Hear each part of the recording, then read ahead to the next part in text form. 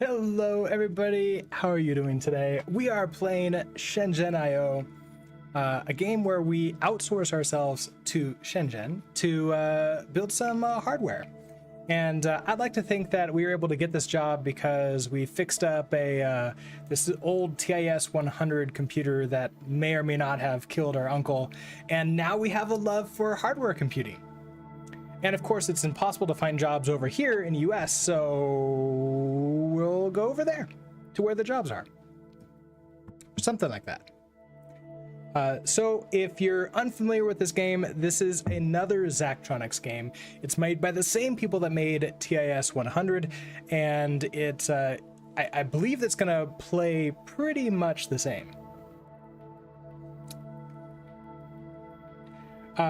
Wait, the TIS 100 may or may not have killed your uncle too. Yeah, that was like the plot to TIS 100, was that there was some, like, when you finished, like, throughout it, the notes that your uncle left you kept on getting crazier and crazier, and then eventually, like, there was some, like, alien weird thing that, like, popped out at us when we completed the last official puzzle. What a coincidence! Your uncle also? I know, it's crazy how many, you know, that was the reason why there were not too many TIS 100 machines made and sent out there, right? Because who knows? Lots of people were killed. Also, Zilby's here. And I think we can turn on cat cam and figure out a place to put Zilby. I'll put him up here for right now, but as we know with many of these games, it's there's lots of things going on the screen, which is also one of the reasons I don't have the chat on the screen today, because I don't want to like remove all that. So we're in full screen mode here, but then also we're gonna have a, let's see, is this in the game? Nope. That is okay. So that is the reason why I am capturing the entire display, because once again we have a manual. Let's see. For the best Shenzhen I experience, we highly recommend printing this manual and assembling a binder that you can refer to as you play. With a 3-ring binder with tab dividers. This is a 47-page manual that is going to read a lot more like a hardware manual than it is a game manual. Let's see. Is this actually going to be in the emails in here?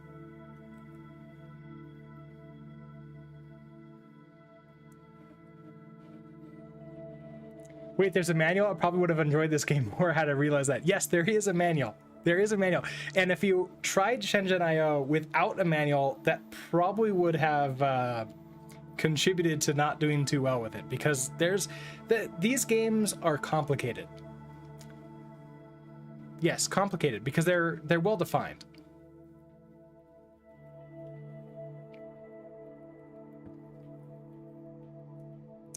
Okay, but in the meantime, let's go ahead and jump into our emails, because we just got hired. Also, I'm curious if this is the same email that we see in here. This is from Margie Fish, and that's not from Margie Fish. All right, dear new employee, thank you for joining Shenzhen Longten Electronics Company Ltd.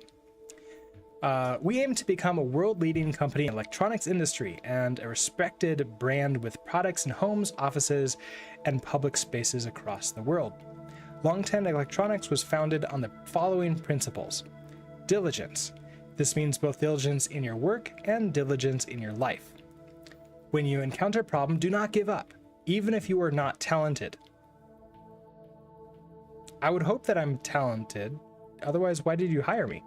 By working at it every day, little by little, you can achieve the goal. Connections. The process of creating electronics is the process of creating connections between different components. In the same way, we do business by making connections with other people. Therefore, it is important to always be making connections in your work. Salubriousness. I don't know if I pronounced that right. An unhealthy mind creates an inefficient design. An unhealthy body builds a defective product. Follow correct eating, correct behavior, and correct thinking in order to maximize your potential. Oh, great. We have the CEO telling us that we have to, how to eat and everything else. So that bodes well for autonomy here. You got as far as solitaire? I don't think I ever got... I got like down to this many emails, I think, somewhere out here, but that was years ago. I forget exactly what this is. Albert, hello. How are you doing today?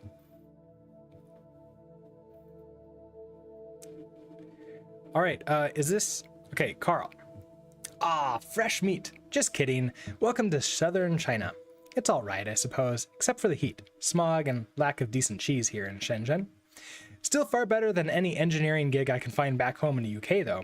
I'm assuming you ended up here for similar reasons. And then from Joe. Yo, so I heard you're a newest ace engineer who's gonna kick ass and take names, am I right? You probably heard all about me already, but I'm the product guy who loves to find amazing opportunities and make deals happen. Let's do this! All right, that's way too much energy for us. Okay, from Wu. Greetings and welcome to the team. As you've already been made aware, we're on a major international expansion effort, and we are very eager to see you bring your skills and expertise to our company. I like how Wu actually, believes that we have skills, whereas the CEO was like, yeah, you might not have skills and you'll figure it out just a little bit every day. Okay, this is a lot of people on this team. David, I cannot read Chinese, so my name is David, or David in Chinese, and I was brought on to help Longten with its international push. Though I've only recently moved here from San Francisco, where I should point out there is a very vibrant Chinatown, I am really loving it so far. It is truly fascinating to see a culture at once so ancient and so modern from up close. I am sure we'll be working closely together to create many successful products. And then finally from Zhangji. Hello, my name is, Zhizhang. Did I pronounce that right? I don't know if I did. Yeah, my mic, I think, is picking up phonos. Did I accidentally... Okay, my gain was slightly up. Let me see if that doesn't fix it. Let me know and I'll turn the gain down in software too. No, I can actually see it still picking that up. Hold on. Let me see if I can fix that. Filters? Let's turn the gain just a little bit. Nope, that's not what I wanted. That's the window I wanted to move. Okay, how about this?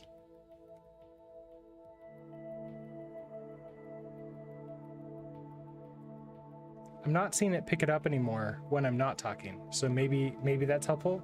Let me know. I can turn it down even further.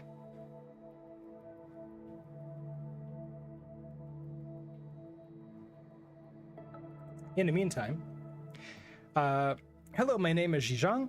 I am the Chief Staff Engineer, your boss.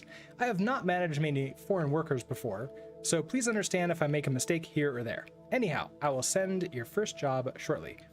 Are all these other people on my team? If so, then he's managing plenty of foreigners. Because, like, David's a foreigner. I guess Wu and Joe aren't. But Carl's a foreigner, too. Okay, 3. Okay, you're not hearing it now? Excellent. That's good to hear. All right, important. Read the manual. I know you're so good at engineering, systems, and life in general, you haven't needed a manual in ages, right? Well, trust me on this one. You really, really, really, really, really want to read the manual here. Even better if you keep it handy as you work.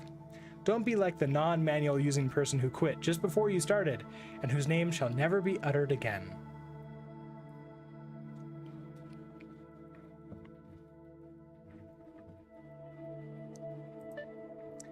All right, so our first job, I believe, security camera fake.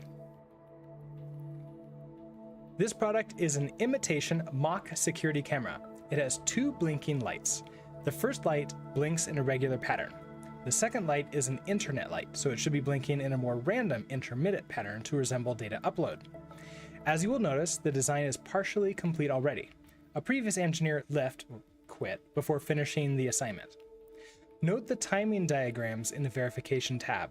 When you simulate, your output should match those expected values as indicated.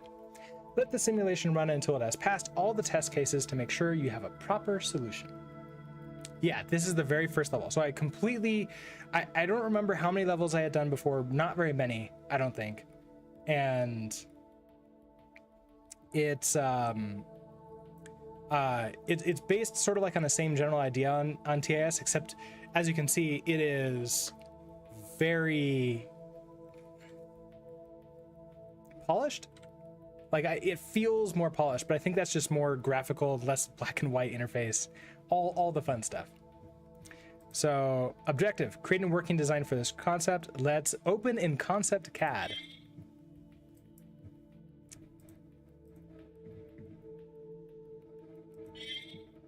Open our design, and here we go. Okay, so here's the actual interface. Let's see, I need to move Zilby somewhere. You can just go there.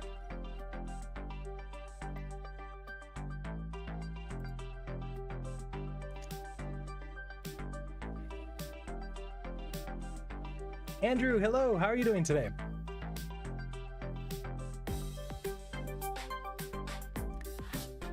See, this is why you don't leave companies without burning them to the ground. They just sit there bad-mouthing you after you leave. Yeah. And that's, so they complained about you not reading the manual, and then they're giving me your extra work that you did. Nice music, thanks. Yeah, this is music from the game. So that's actually why we have music today. Hopefully, it's not copyrighted. I am recording this separately, but it's part of the main desktop, which I should actually double check. Am I capturing that on the audio? Because that would kind of suck. How do I tell? Output. I'm recording on. Okay, I'm recording on 2. And my Yeti. Okay, so the mic is on all of them, and then desktop audio is everything except 2. So let me. Oops. Okay.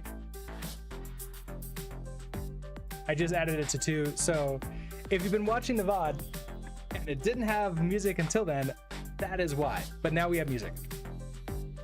Exapunks next. I can add it to the list. I don't own Exapunks. But I'll add it to my list of like potential games that we can play.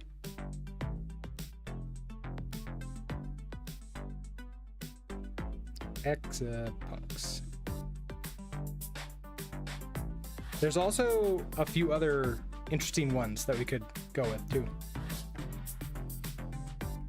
Last Call BBS would be a good one. Okay, I'll add that to my list too.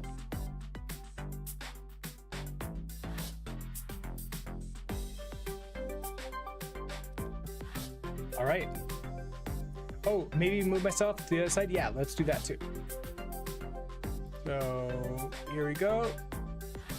And what's the chance that I remember how to flip myself properly? Nope, I keep on doing that exact one every single time. I want to go there, and then there we go. Okay, much better.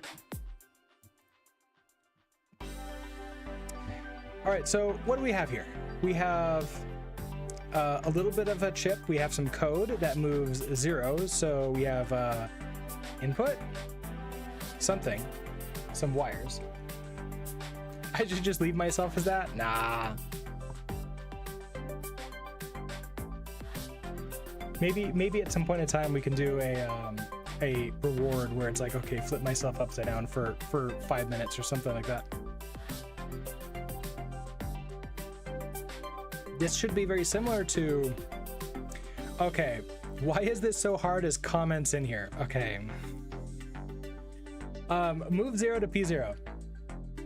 It would be Austria. Oh, I mean, it's not how gravity works, but okay. P0. Okay, so move 0 to P0. So just move nothing out here. SLP to 6.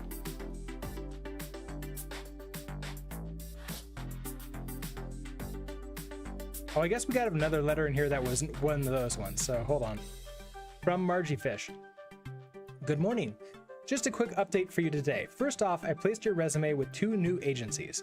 They specialize in industries a little different from yours, but you never know where a match might be made. I've also reached out to a few more of my colleagues across the country, letting them know to get in touch if they hear of anything. Finally, I followed up with Electromotive again, but they keep stalling. At this point, I think it's safe to say an offer won't be coming.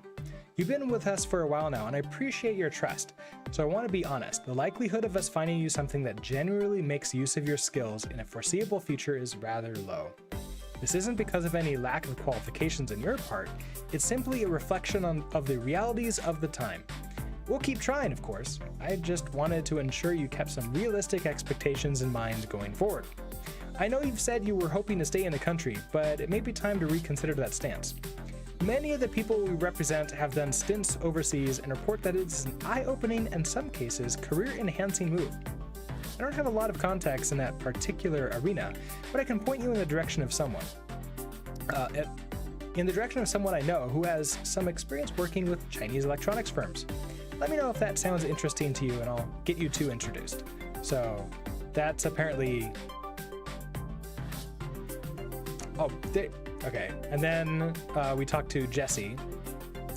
Hey, just wanted to follow up on your call. As I mentioned, the company is called Longten Electronics. They're not exactly one of the biggest players, but they've been running a stable business for a while now, and that's always a good sign.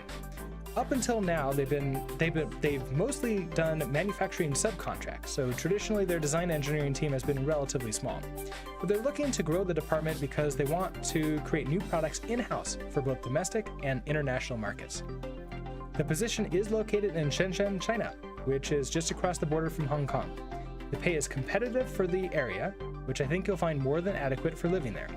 I forgot to ask if you had family, but whatever your situation is, you'll find Shenzhen is a modern, fairly international city. There's even a McDonald's right downtown. If there's anything I might be able to do to help you feel more comfortable about the idea of relocating, let me know. I've helped many engineers like yourself find opportunities in China, and I am pretty familiar with the ins and outs. Looking forward to hearing from you once you've had a chance to chew it over. I like how they're trying to sell me on this by saying like, hey, there's a McDonald's right downtown, which like I don't eat at McDonald's. Music is a little loud. Yeah, we can turn that down. I can turn that down here, or can I turn that down in here?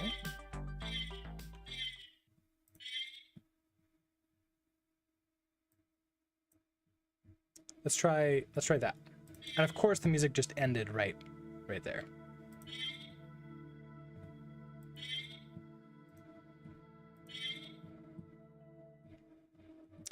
All right. Ooh, I can show wires behind the thing. We can do a test run. Oh, okay, profiler, that's cool. We can step and we can play it. So let's see what we got here.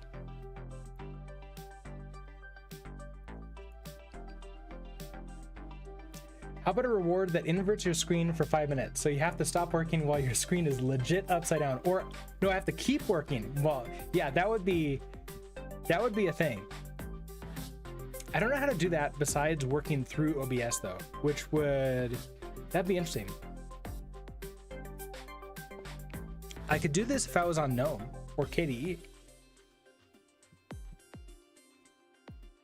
Okay, so if we play this,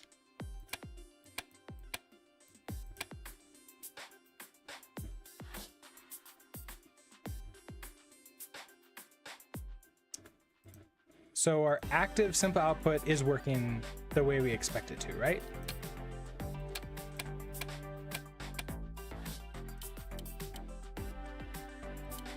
Yes, that's moving out like, okay, move out 6, then... Oh, SLP is sleep. So wait 6 seconds or 6 ticks or whatever this is. And then go, okay. But then the other one here, so this, they did it. Come on, you're fine. All right, so we want to do the exact same thing, which now they say this is supposed to be random. This is not random in the least.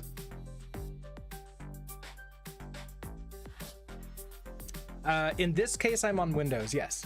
When I'm normally programming I'm on a Mac. So maybe someday for something like that.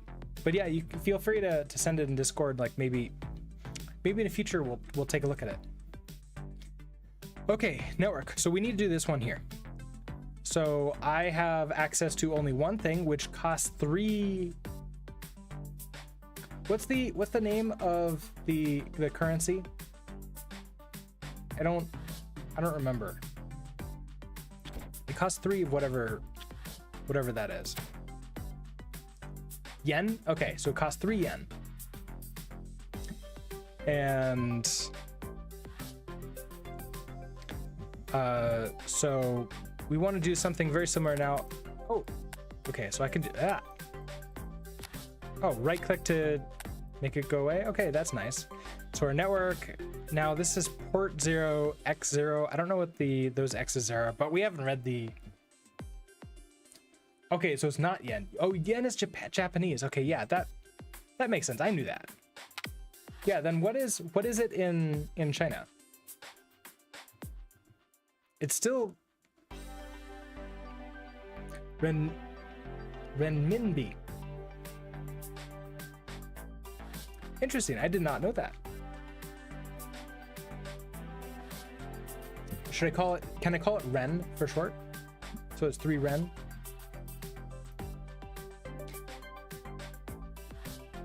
All right, so this is move you out, and then that's sleeping a certain amount. So I can do this very simply. We can just say move 0 to port 0. Then let's sleep for, we can see how many ticks this is. There's 1, 2, 3, 4 ticks. So sleep 4. And then I want to move, I guess I want to move 100% power. So move 100 to P0. We want to sleep for 2. And then move 0 to P0 just for one thing, I think. And then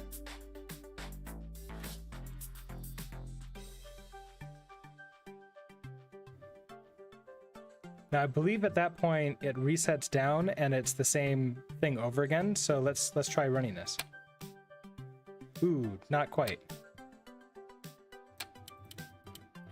So it did the 4 sleep. It slept the 2. And move 100 to 0. Oh, but then it immediately goes out. I need another 0. I need another sleep in here. So sleep 1. Sleep 1.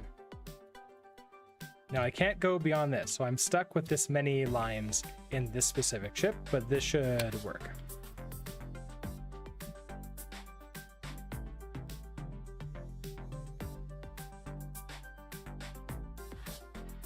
Okay, you're wrong. Okay, it's yuan. Yuan? I am probably mispronouncing that, so sorry everybody. But that makes more sense. All right, so here we go. I don't want to continue editing. We are done.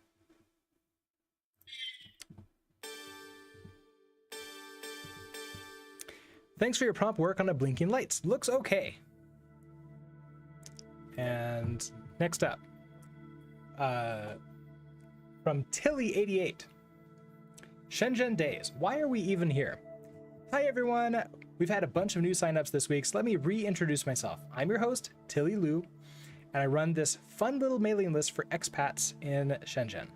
I'm here to demystify some aspects of life and culture here, along with a side helping of color commentary. Sometimes just the color commentary. Yeah, I get distracted. Today's topic is, why the heck are we in Shenzhen? No, really, like, why are we here at all? I don't mean in the immediate sense. Sure, we all have some job or some businessy thing to do, but let's talk about the larger factors at play. We're here because Shenzhen's been one of the fastest growing cities in the world for the past few decades, ever since it was declared a special economic zone back in 1980.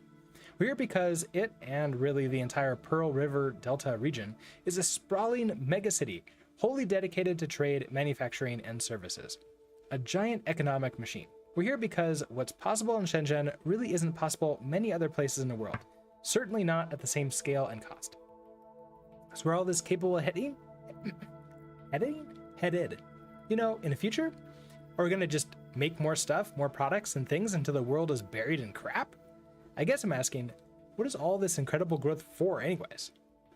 I have some ideas, but that's a topic for another day. That is a terrible... I know people who are like that, but like, that's not how you want to end the email. You want to like ask something of like, is our entire point of existence here like worth anything? And then just say, yeah, we'll talk about that later. That's not good. Replacement factory module. All right. Our factory floor has some examples of older equipment that require control signals to be amplified. We had a device to adjust signals for this type of machine, but recently it was broken, smashed. This is an appropriate project to teach you about inputs. Smashed? Hang on a second, what happened? Is everyone okay? No need to worry. Cool, okay, that's great. That's what we want to see. Danger in the hardware. All right, so our baseboard is pretty large, so I wonder if we can like fit even multiple of these in here. Like I might be able to. Yeah, probably could. I don't know if I need to though. Okay, so, oh, it snaps, nice. Okay, so what are we supposed to do? Control in is a simple input connected to factory equipment. Control out is a simple output connected to other factory equipment. The signal from control in should be multiplied by 2 and copied to control out. And I wonder if we could do, oh, I believe that these are the ins. So control in comes into here. Oh, then never mind. You go into there. And if you're a P, then you go out here. Because if I try to do the other way, yeah. Okay, so multiplied by 2 and copied to control out. So basically just double it, which I can move P0 to ACC. I'm assuming that this is the same general programming concepts from TIS 100, so we're gonna go with that. So move that. Now if I want to, oh, I just add ACC and then move ACC to P1. And I wonder if that would work.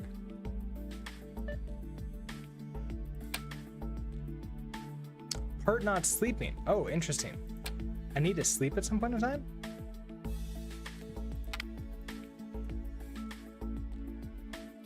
Sleep 1?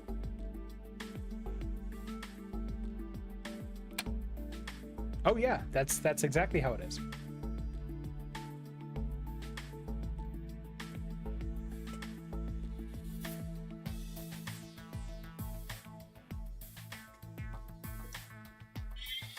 All right, well that works. Okay, so next up.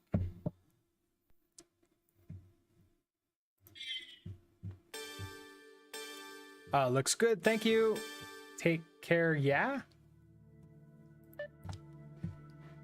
My daughter is learning programming. She created a simple card game. Would anyone like to try it and give some feedback for her? I put a link on everyone's desktop. She is interested to become a game developer.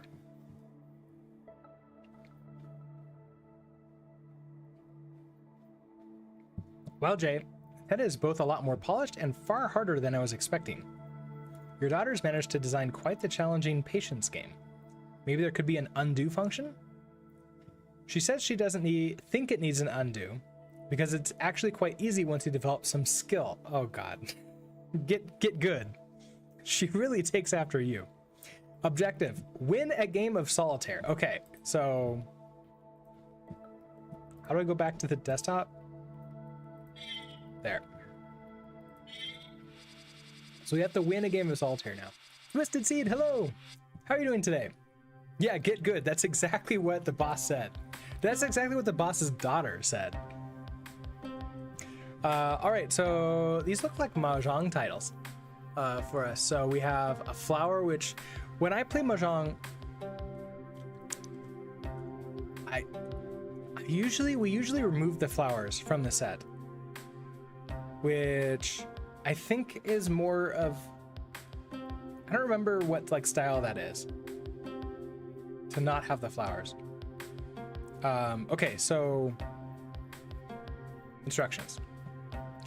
To win, stack the 3 suits from 1 to 9 in the top right corner of the table.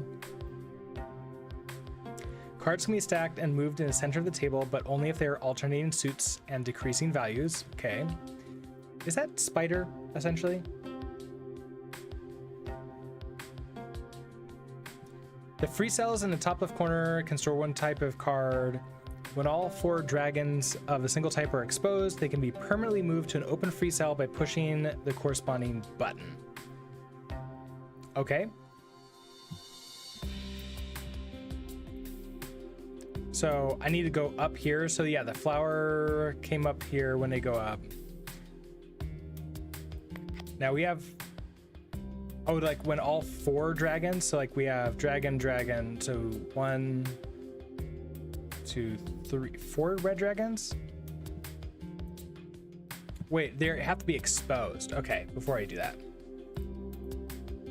So I can't like do this yet until they're all out. So that one's gonna suck. So what are, I need flowers to go up here to begin with. So this one can be like a 2.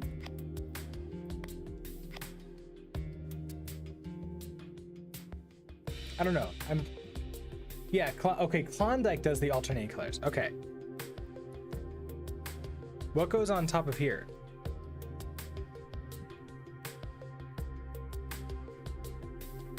From 1 to 9. Oh, is the flower 1? I don't know what this is for. Classic also. Okay, I haven't really played these very much, so I am not super great at them.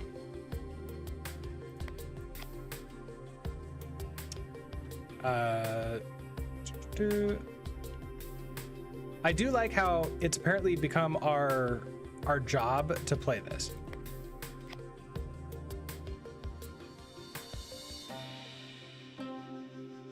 It won't go up automatically as I expose them, right? Oh, it will go up. Okay. So we have 1 character. So I need the 2 character, which is way up there.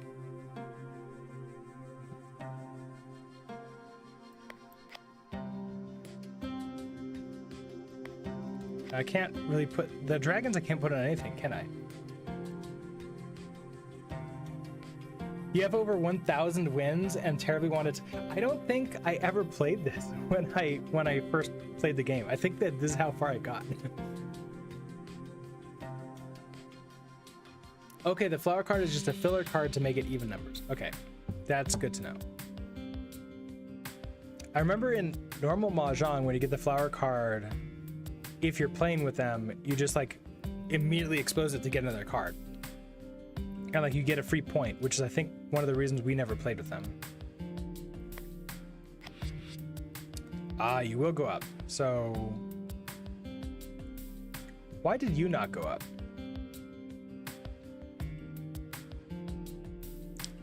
Because I need you?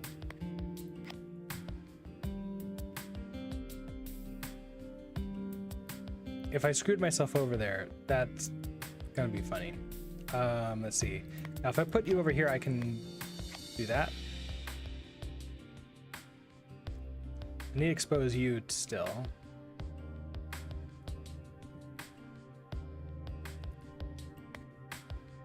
I don't have a red 6. Is this a terrible idea? I feel like using those for up there is a terrible idea. Can I stack 2 dragons? Let's find out. No, I cannot stack the dragons. I can't put the dragons on anything else. I can't click these until I have them all exposed. So I need to expose this one here. So I need to move this 7. So I need a different color 8, which would be here, but that, or here. Then I don't have a 6. Wait, no, I do have that. Green dragon. Oh, I could do this. Now I need a 5. Oh, I move you up there. Okay, that works. Okay, that worked. That's a lot better.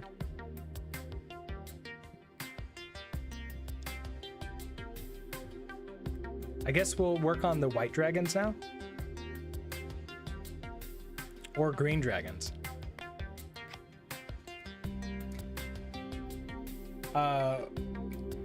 What happened?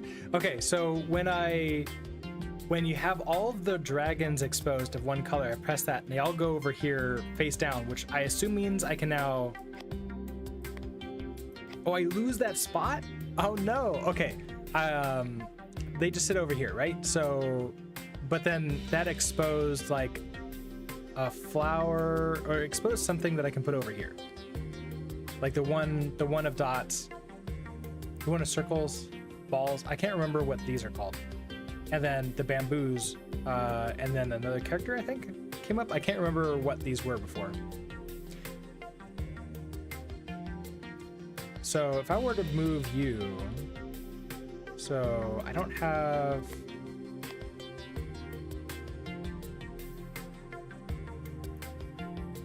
It is not great.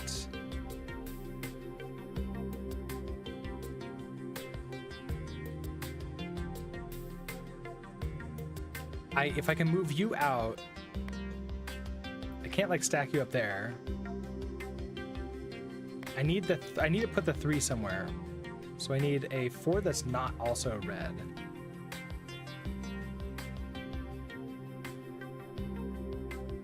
If you move the white dragon off, the other 2, 3 will move up. Oh.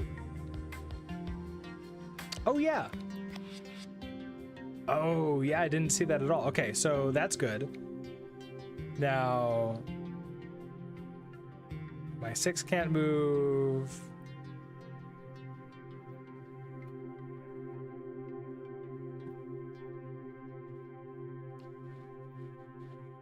I need that off. I need to put this somewhere. I almost feel that, yeah, okay, if I move this there like that. Oh wait. Did I just screw myself over? Did I just lose?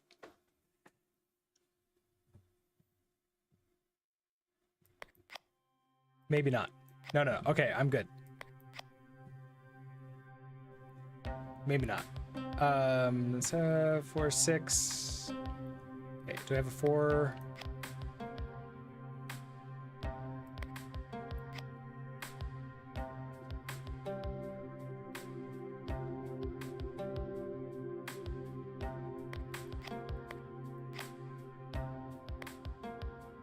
Ooh, that's the same color there.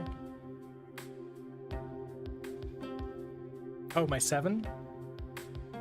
I basically need to free up a space over here. Where's the... Oh, the 3 is way over there. That's not helpful.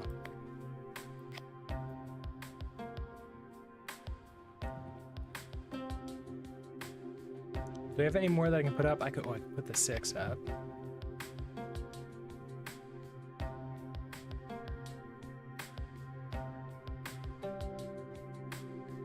Can't do anything until I can get that 9 out to get the 3 up there.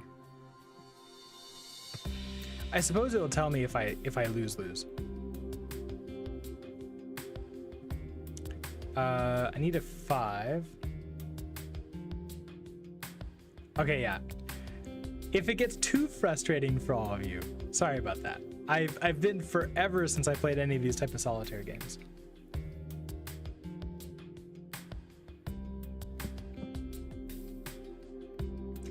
All right, let's see. Now this is the full up, so that's all good. This we need to get rid of this 8 and put it somewhere. I can put you over here. 7 can go up.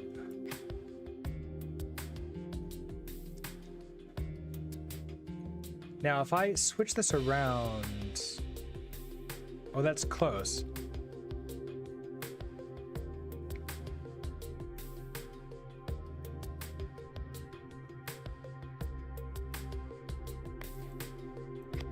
I can't put that there.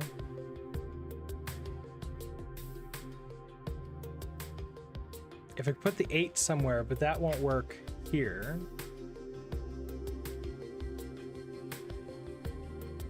As it stands, you can see the moves to win. Okay.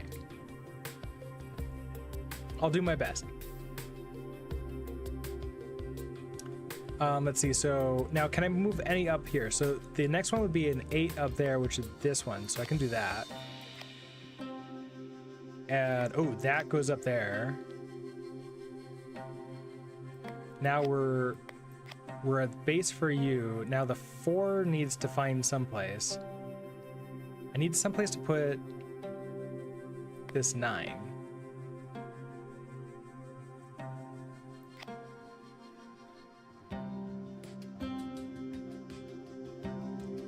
I can't move the 5 to get to the 6. Oh, there's that 8. Oh, I can. Oh, there it goes. Okay. There we go.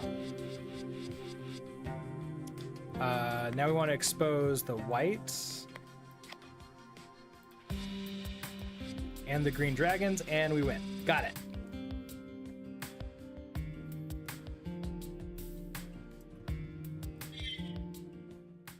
All right, we've done our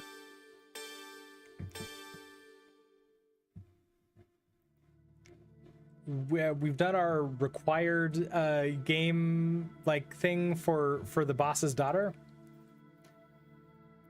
You were worried when I moved the red 5 up? Yeah, there was sometimes when I'm like, as soon as I dropped it up there, I'm like, was that a really bad idea?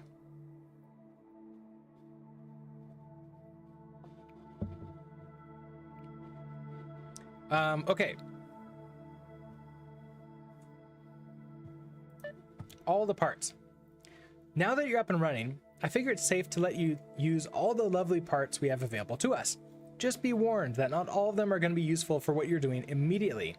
On you go then. Okay, so it was Carl that was not letting us use everything. Pulse generator. In order to test some of our new manufacturing equipment, we need a pulse generator with certain requirements, specifications. However, instead of buying one at the market price, I thought we could just simply create our own. For this project, you will need to make use of conditional execution. Please continue your study of the language reference.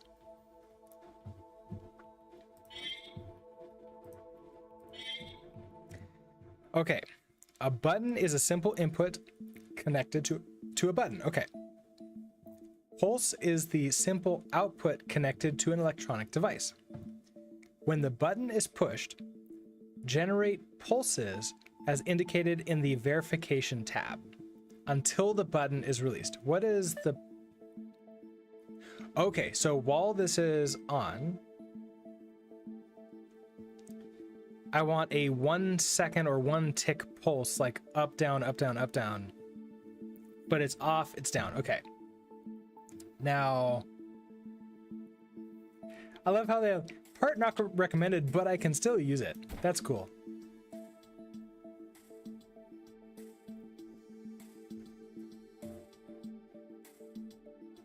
Wait, what is this? Is this just a note? Interesting. Cool. I don't think we need a bridge. We can try with the cheap part and then see if we run out of code for this. So we want to start with something like this. We can potentially use 2 of these, which would be more expensive than using one of the 6,000s instead of the 4,000s. But we want to move P0 to ACC. So move that into here. And then if ACC, so is it still going to be a jump? Let's find out from the manual.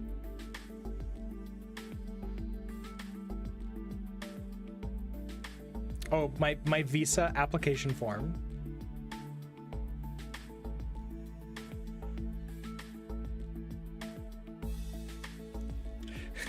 Part not recommended. Proceeds to use 12th gen i9 CPU to solve simple adder problem. Wait. What's the most expensive part that I can use? Oh, they're actually really cheap. They're much cheaper than these parts. That'd be funny though.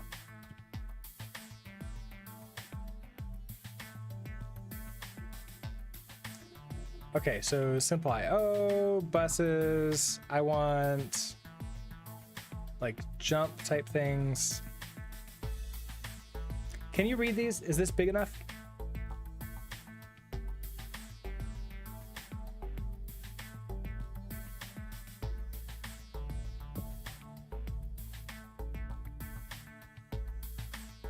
Oh, T equal. I bet that's our jump.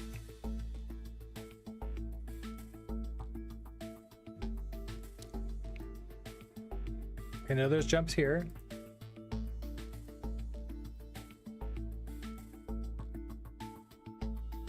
Oh, these are if statements. Okay, no, that's a loop. And then okay, so we have labels still.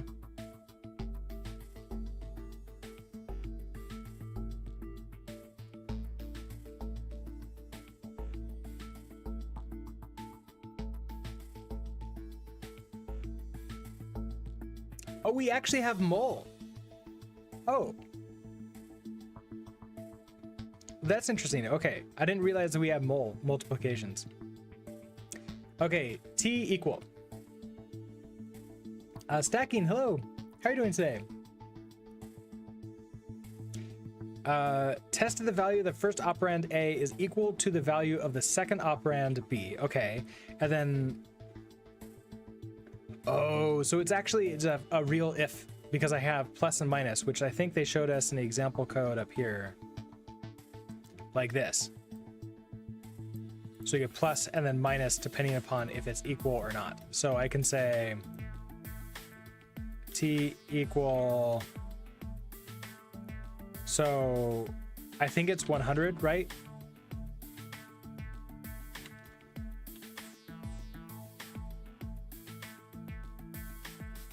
Wait, what? Nope. Oh, equal, I checked to see ACC is, okay. T equal, ACC is 100. If it's, okay, so if it is 100. Okay, this game we have normal assembly, not like cut down assembly. Okay, that makes more sense.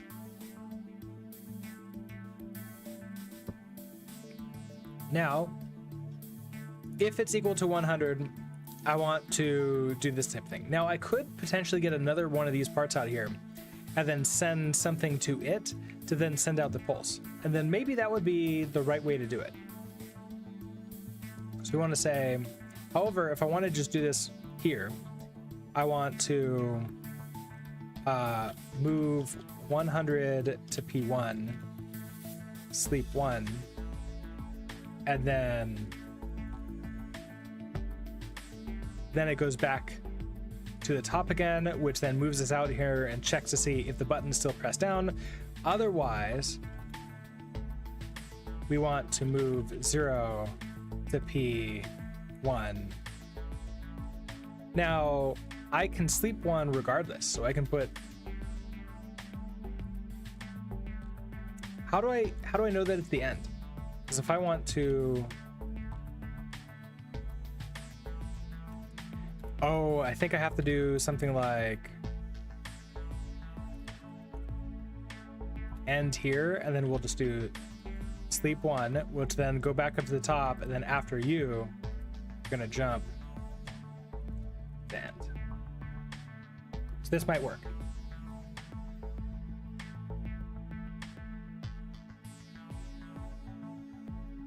Let's see, the sound cut out. Okay, not for you. Seems fine for you. Okay, good.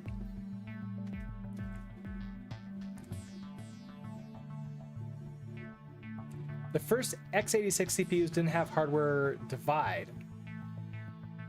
I never really paid attention to hardware like this. Zachtronics was reluctant to include a tutorial to teach players how to play Shenzhen I. Instead, they opted to include a dense manual containing helpful information. That's from Wikipedia. Interesting.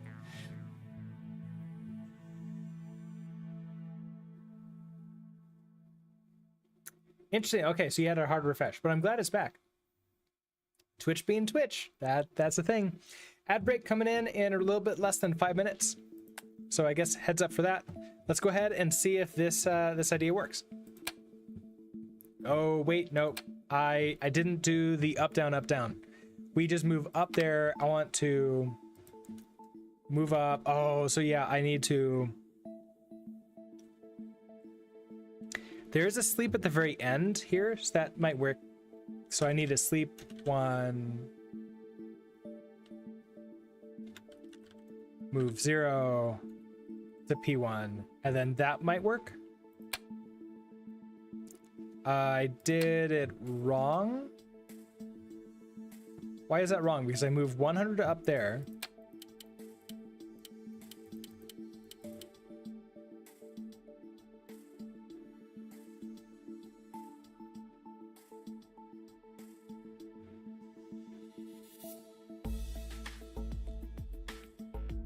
I want to, okay, so wait.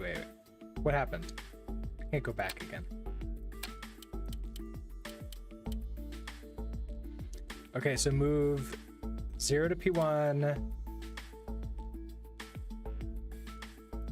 Power is 7. Oh no, that's how much power I'm using. We sleep 1.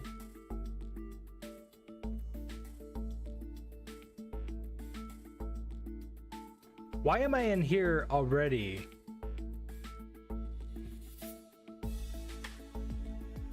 Was I actually in there the entire time? Yeah, okay, so my equal is not working properly.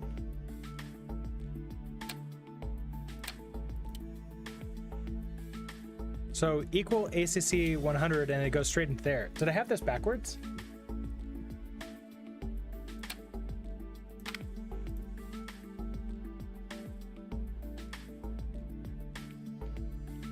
How do buttons work?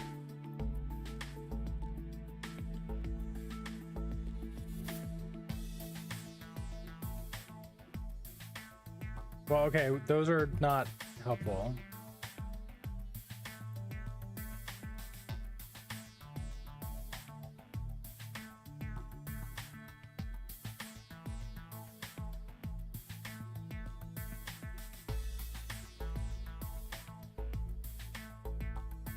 Okay, I guess what we can do is we can find out.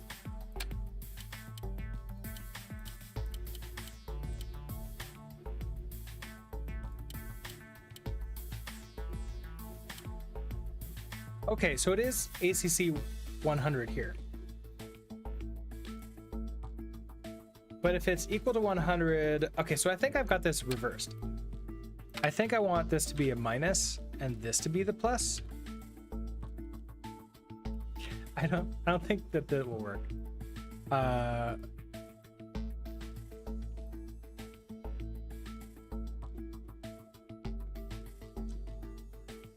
I'm a little bit curious about the if statements though.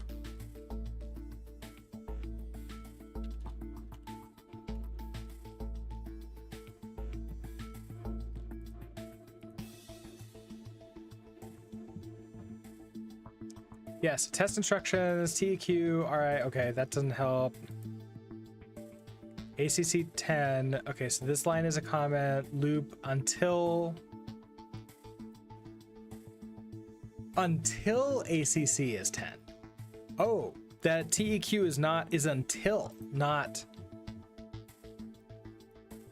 Test if the value of the first operand A is equal to the value of the second operand B. Wait a second.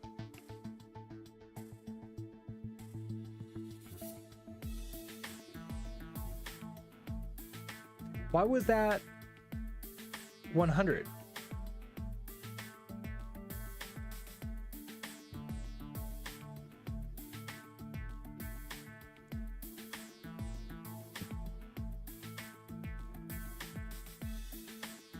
And then does it have...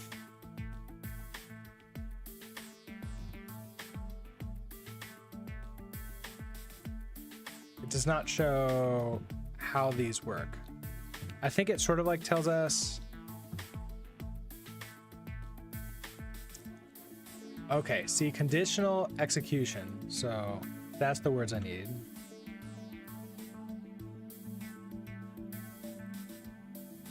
Conditional execution. All instructions in the MCXXXX programming language are capable of conditional execution. Prefixing an instruction with a plus or minus symbol will cause that instruction to be enabled or disabled by test instructions. When an instruction is disabled by a test instruction, it will be skipped and will not consume power. Instructions with no prefix are never disabled and always execute normally. All conditional instructions start in a disabled state.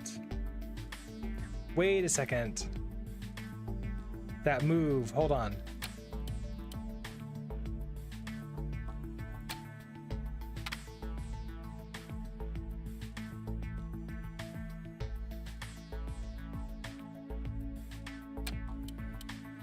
Okay. I need to put pluses on all of these.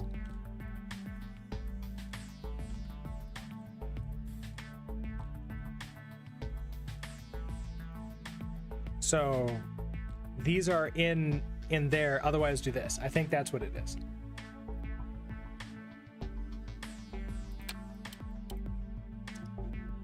Okay, this might work. There we go. That's what we wanted.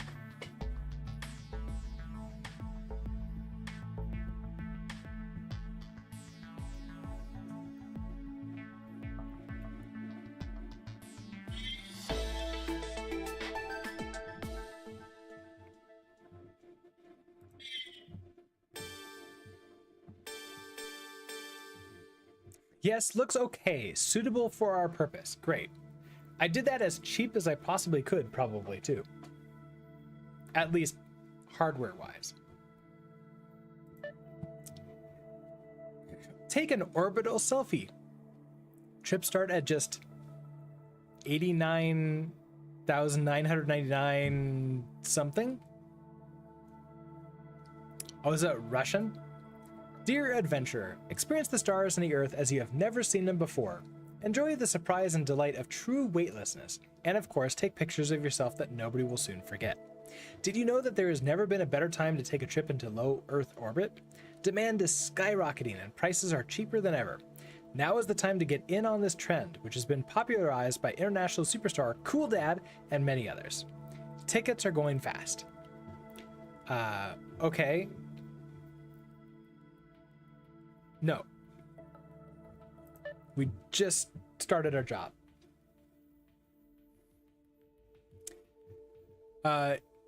Okay. Animated esports design. It begins. I got us an incredible deal with a major esports personality, the Solid Steel Gamer. Her team's contracted with us to make light-up signs that actually animate for her fans. As long as we can keep the cost down, they're gonna want tons of these to hand out at matches. Okay, let's see what we can do. We esports now. Even bigger. Okay, we can put lots of stuff, and lots of things are not recommended for us, which means we should use them, right? Animated esports sign. Click 0 and click 1 are simple outputs connected to display segments, corresponding to a clicking animation.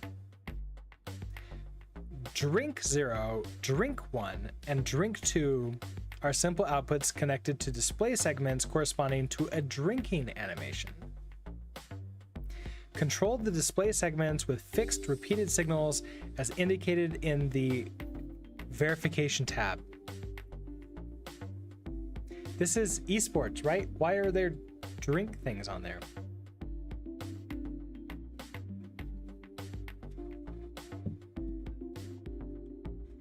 All right, so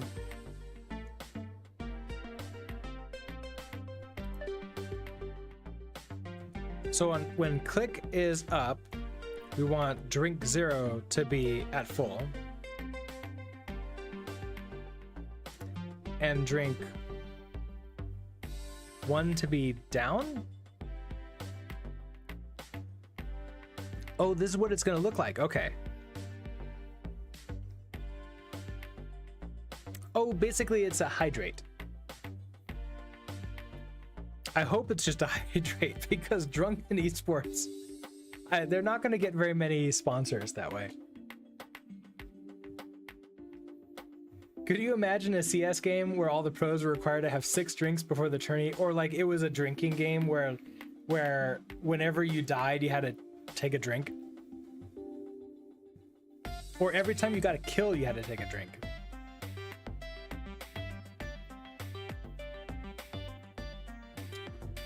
Okay, so when this is at 100%, we want... Wait, these are sample outputs.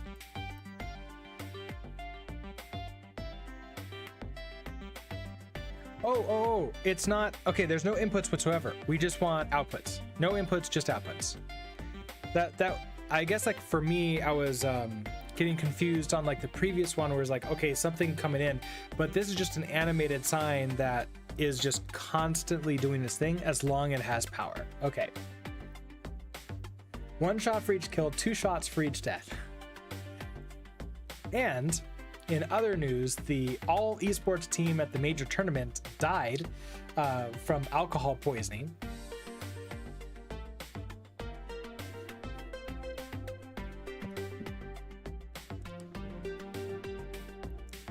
Okay, so this click 0. So, okay, if we just do like that for click 0.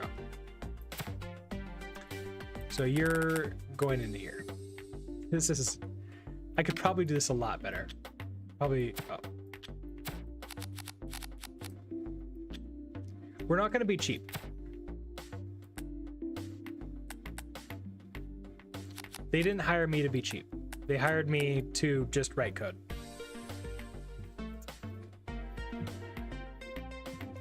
Look, they say you can have 14 drinks a week. They don't say to spread it out over the week. They'll be the biggest cheating scandal when they find out that they've watered down the drinks.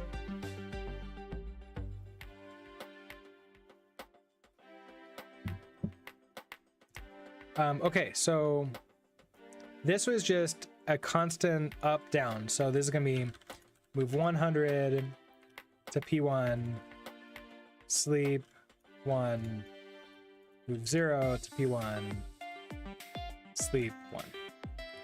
So that should do that one, right? Perfect.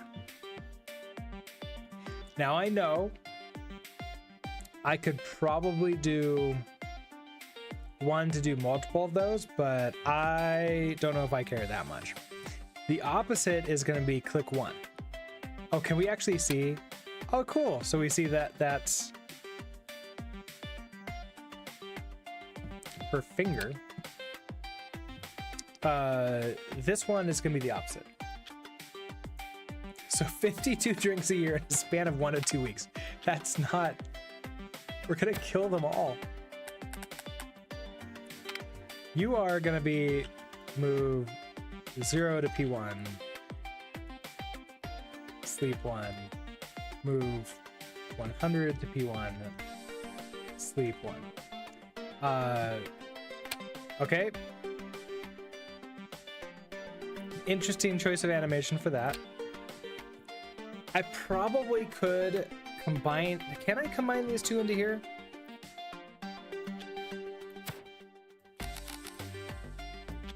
Because could I say something like,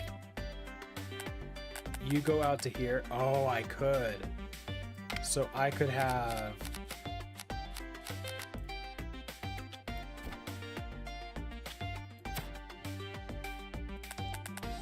You go out to here. You go out to here. We're gonna start with move 100 to P1.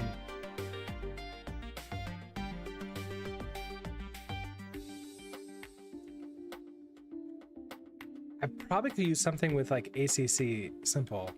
Move 0. Oh, if I don't say that I'm moving something, that won't work.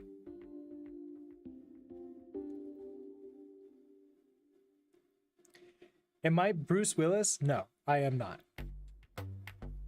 Are you Bruce Willis? No?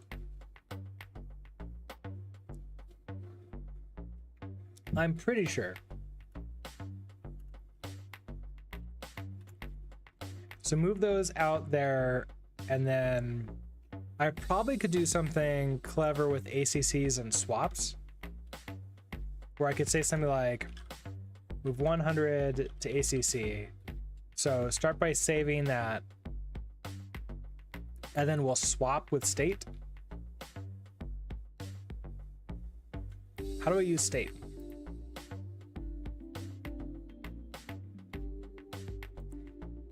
Data is a second register available on some family members. Oh wait, what about state?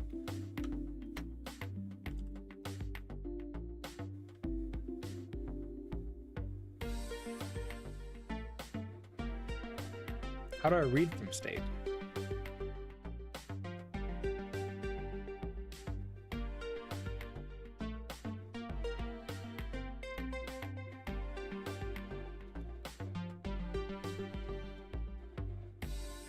So yeah, we have ACC and state. Is it save?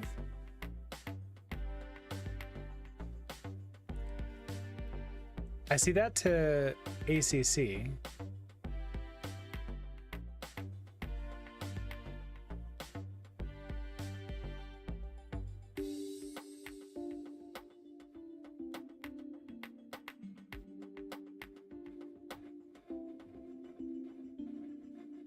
I see that.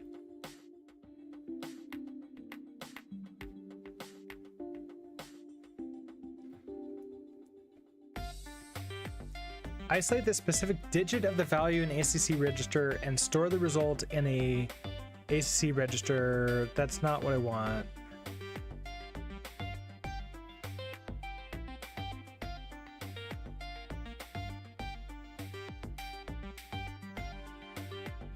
So there's ACC.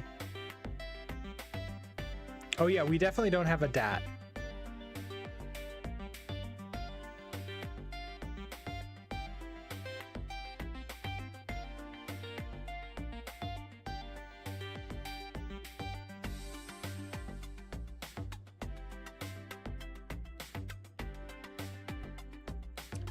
I wonder, can I do swap?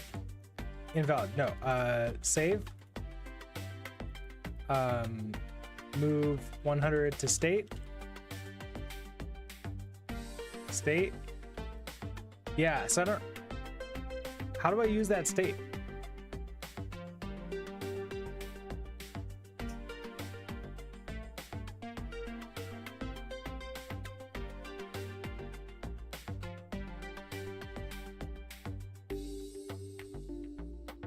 Oh, Denver timekeeping. Okay.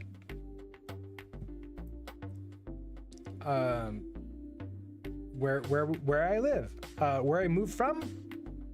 I guess like they're not paying me as much because I'm remote.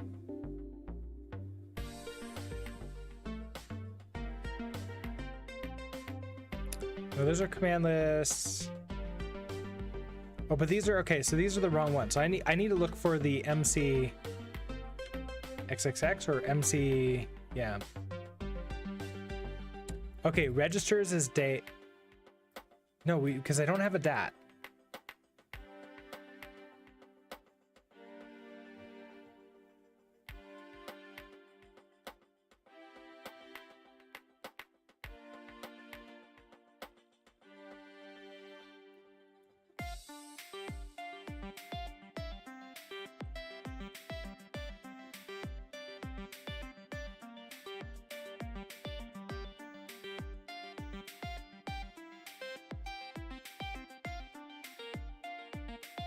I'm sad that the save doesn't show me how to get access to the state here or to do anything with it. Like I actually have to read the entire manual word for word.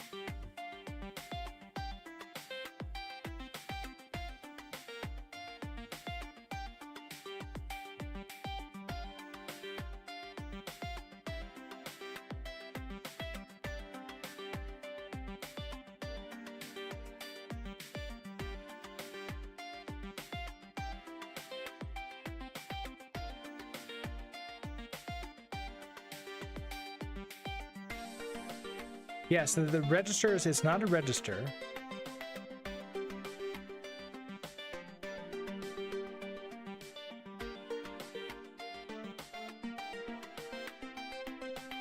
So I'm not sure how to use that. I wonder if I need to use the other one to do this cleverly. Otherwise, I don't think it will matter that much. We could just say like, okay, move. If I move 100 to ACC, let's just say I move 100 to P1, and I move 0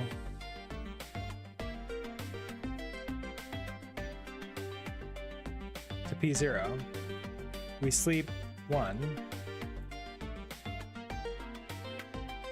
And then I want to do the opposite, right?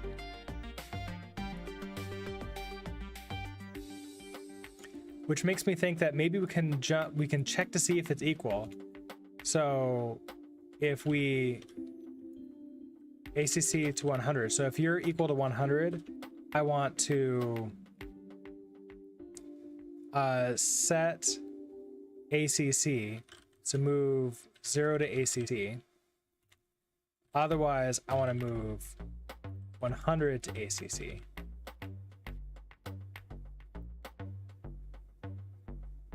And then we just do this all over again.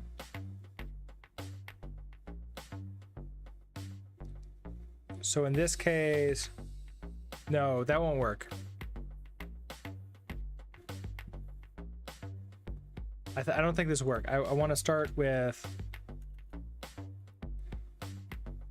move 100 to ACC here. So move to ACC. Move ACC to P1. I want to move the opposite here, so I need to subtract. Oh, I don't want to sleep yet. Can I change this out to like a sub ACC 100? Sub 100. That brings it to 0, and then move ACC to P0.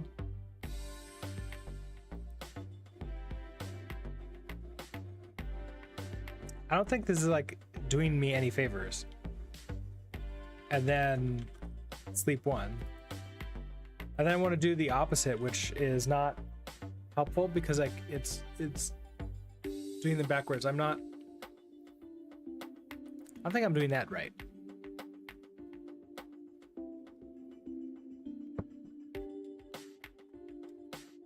Because I might as well at this point just do move 100 to P1, move 0 to P0, sleep 1, move 0 to P1, move 100 to P0, sleep 1. Like if I do that, I think both I have literally got that the exact opposite.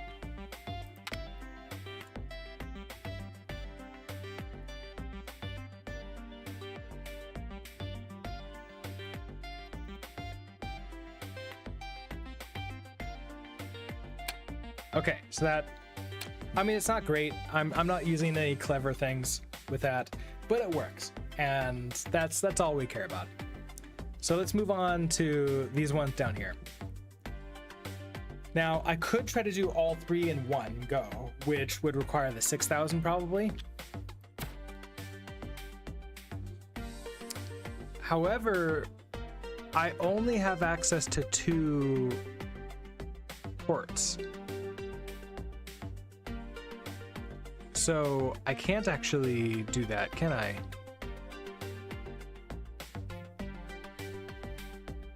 Because these are not the same. So I probably need...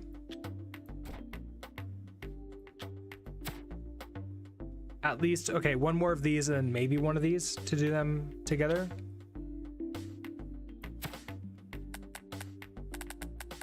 So we can do drink 0, which is going to be just move 100 to P1. This is a rotating one, so I want to sleep 2, 3, 4, 5, 6. And then sleep 4. And then that's repeating over and over again. So if I do that. Now for you.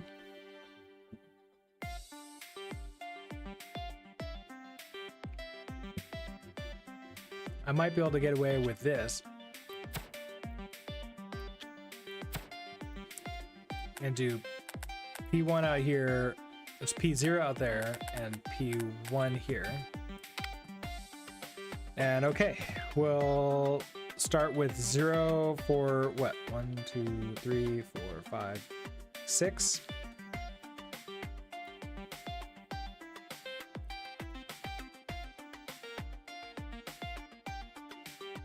Oh, I probably want to do the top one first. Whoa, which is 6? Okay, so move 0 to drink 1, so that's P0. We're gonna sleep. Oh, that's gonna be interesting. We're gonna sleep 6 on this one, then I need to wait 1 more second because it's off by 1. So if I sleep 6, that goes out to here. And I can also move that out to here. So what if I move 0, P1 also? Now I need 1 up.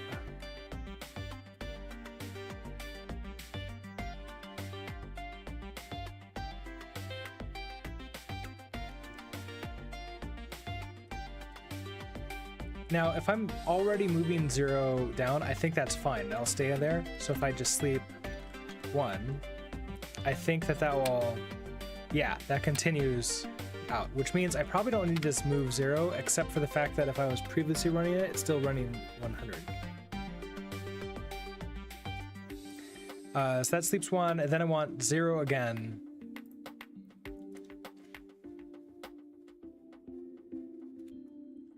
So move 0 to P0, move 100 to P1. We sleep 2.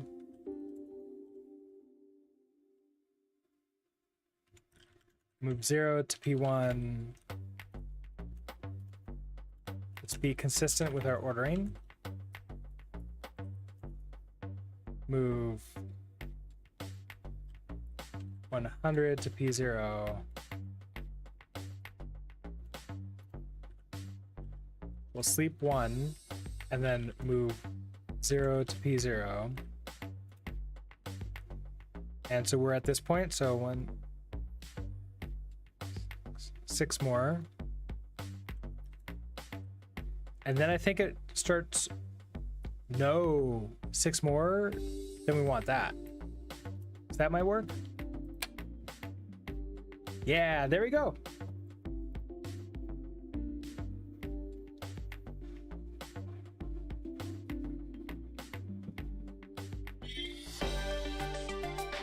I am dead last in everything, but they paid me money anyway, so we're cool.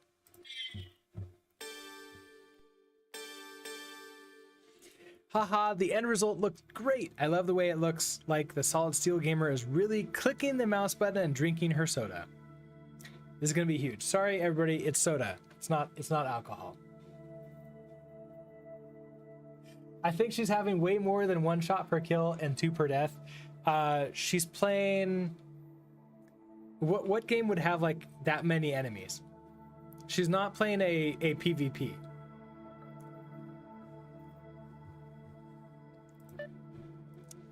Okay. Drinking game scorekeeper. Talking about drinking. The Baron von Schnaps is in the house, y'all.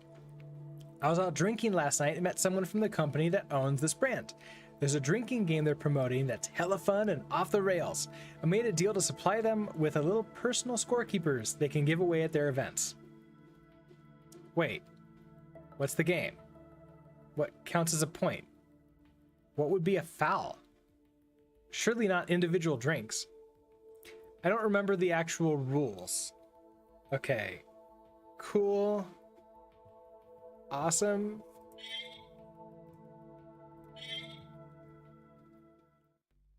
We have to have a talk with Zachtronics and ask them if they're okay. I mean, were you drinking during this game?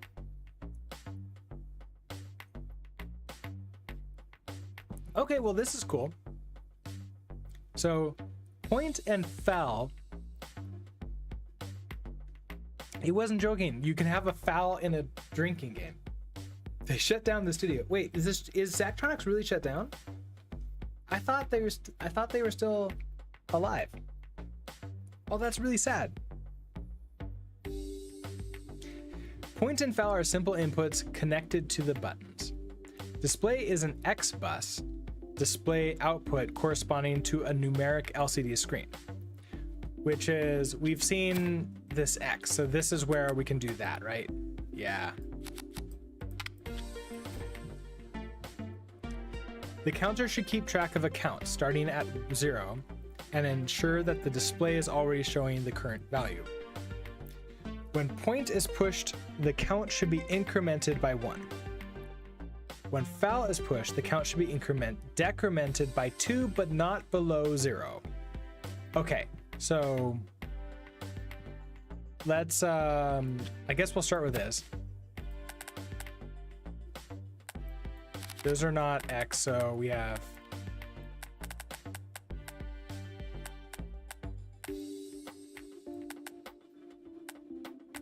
Oh, I can't... Oh, I can go through... I can go under, can I? I can do things like that.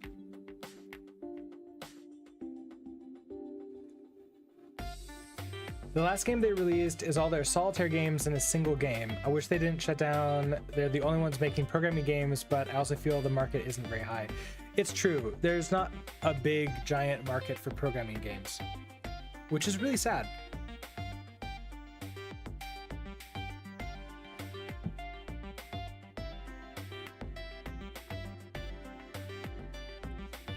Okay, so point and foul are simple inputs. Okay, so we have point and foul. Display is an Xbox. So we know that it's gonna be like 100 or 0 coming in. The counter should keep track of the count starting at 0, so that's gonna be our accumulator then, and ensure the display is always showing the current value. When point is pushed, the count should be incremented by 1. When foul is pushed, the count should be decremented by 2. Okay.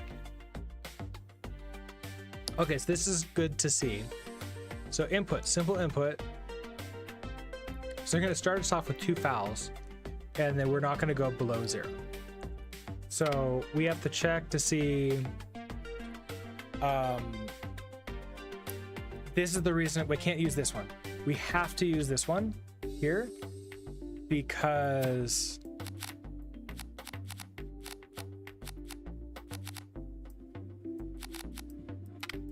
of the data. All right, so point.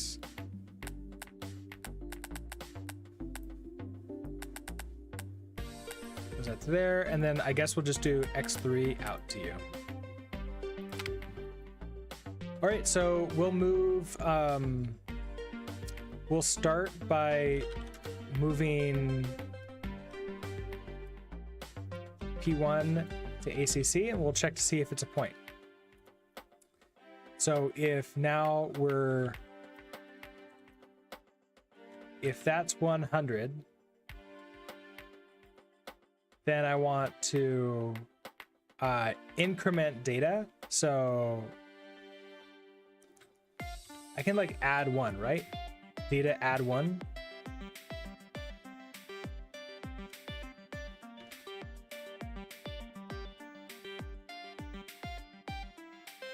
Something like that.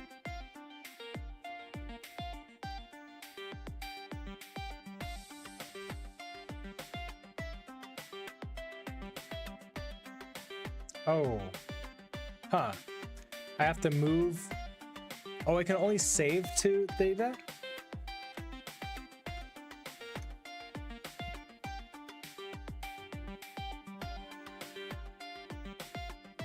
I have to use everything in the ACC. Okay, so then I have to move dat to ACC, add 1, move ACC to dat. Which maybe I can do that at the very end, so I only have to do that once. And then these have to be continued, right?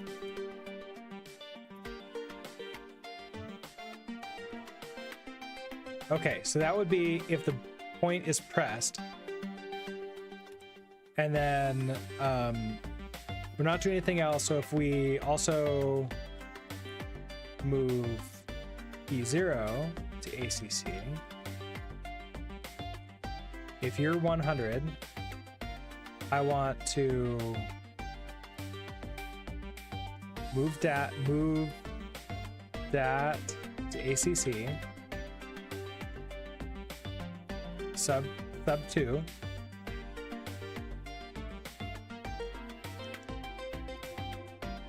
move ACC to dat, and okay, also again, I'm keep on forgetting the pluses. Okay, we're done with those 2 buttons, and then I want to send dat out, but I also want to check to see if dat is okay. So if okay, so test if equal to 0, test if less than 0, dat. There was something where I can test, right?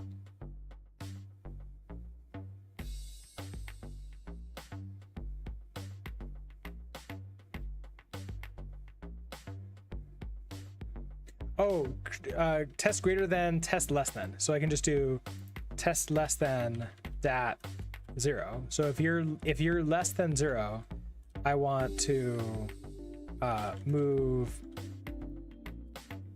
0 to dat to reset you, and then we're going to move dat to x3, and then I think we have to sleep 1, and I think that will work.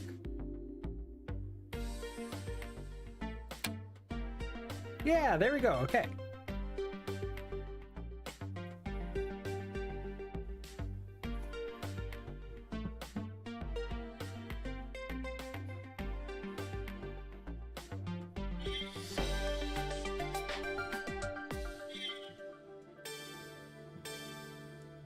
If you can't remember the rules of the game you are playing, how sure are you that you actually made the deal?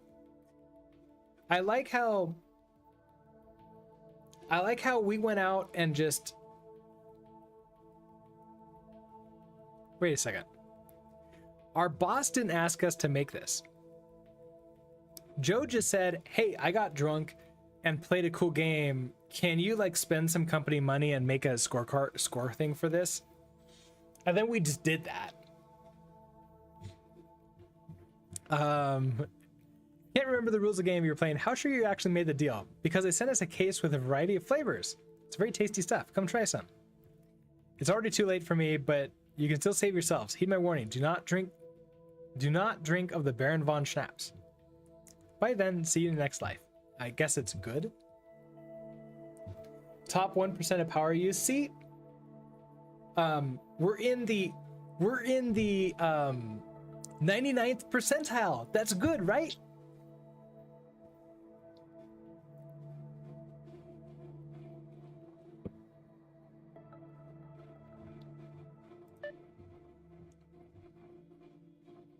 We'll just imagine that's good. Because like 99, that sounds good, right? Hey, you all.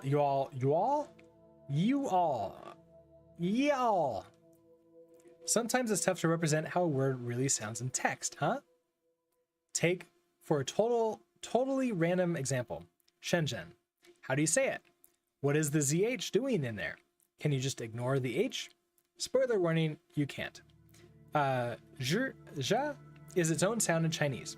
We don't have time to go into all the fun foibles of pinyin, the official romanization system for Mandarin Chinese. So let me just give you a little shortcut. Say Shenzhen, you know, like you're talking to your best friend, Zhen. And then you're probably closer than you were before. How is that for confidence?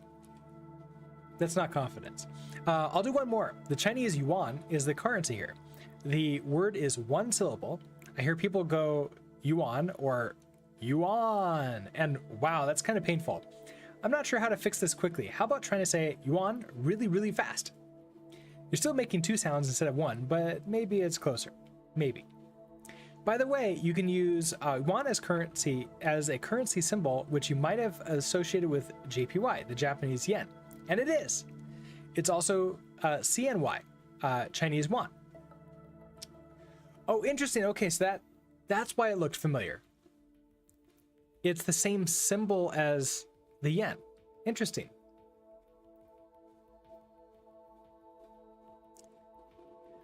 Look, don't you dare give me side eye if you come from a place that uses the dollar sign, because do you mean Hong Kong dollars, Australian dollars, Canadian dollars? Yeah, at least we probably agree that dollar, yan means hella cash.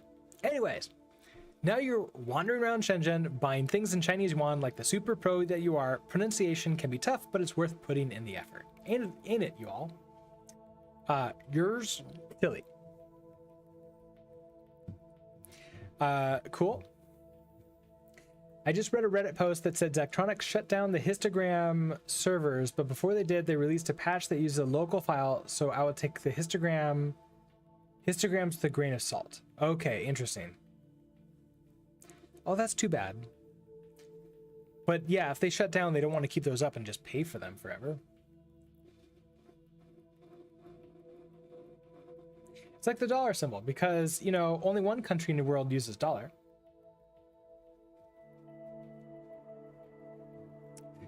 All right, so puppish audio thing. Cool.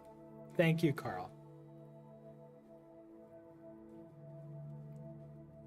Oh, actually, I think the histograms we've been seeing, I think, are fine. I think this is what you're talking about, Corbob. Harmonic maximization engine. Create a working design for this product to view histograms and leaderboards.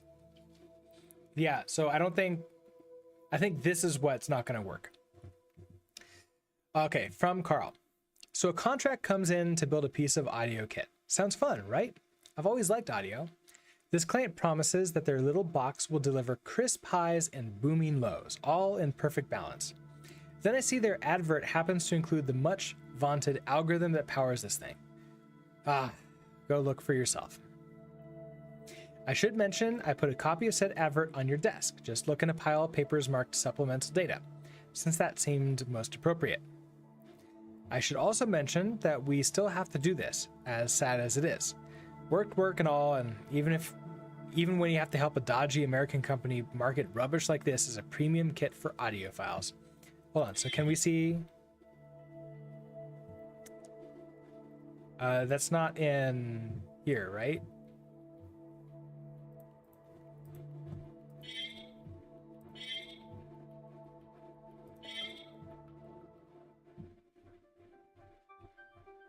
I don't know where they put their that stuff. Oh, look in the supplemental data section of the manual to find an advertisement featuring Harmonic maximization algorithm. So, okay, it's literally in here.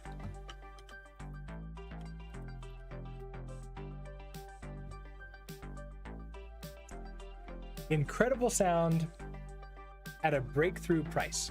Sounds impossible? Nah, sounds like harmonic maximization. At the Sunnyvale Institute for Audio Engineering, we have done decades of advanced audio research. But even we know that a truly breakthrough audio device only comes around once in a generation. So it was with no small amount of trepidation when our scientists in the lab introduced us to something they've been working on for the last few years. Would this just be another piece of audio gear destined to gather dust on the shelves of your local electronics store? Yes. Our minds changed once we took a listen.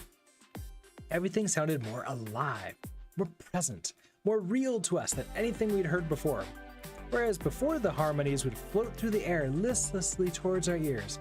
With this technology, the sound was heightened, improved, maximized. The propeller heads and back won't like that we're showing it to you. But go on, have a peek at the proprietary harmonic maximization formula. Audio out equals audio in minus 50 times 4 plus 50.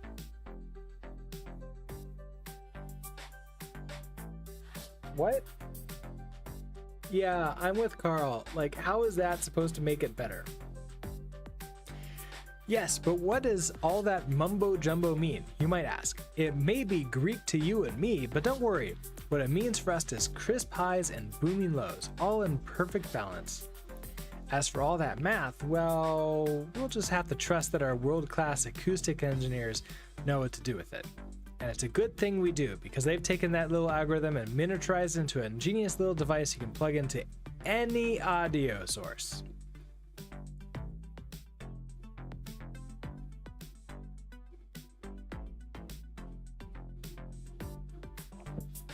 Cool. Yeah. Maximize audio in. Audio in is a simple input connected to an audio source. Audio out is a simple output connected to the audio receiver. Maximize is a simple input connected to a switch. The signal from audio in should be copied to audio out, applying the harmonic maximization algorithm when the maximize switch is on. All right, well, we're just gonna spend money. So audio in is gonna be probably P0.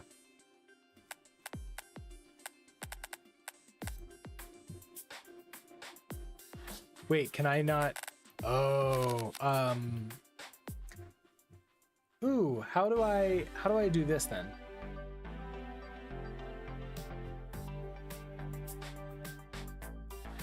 I need to, do I need to use 2 of these things? I bet I do.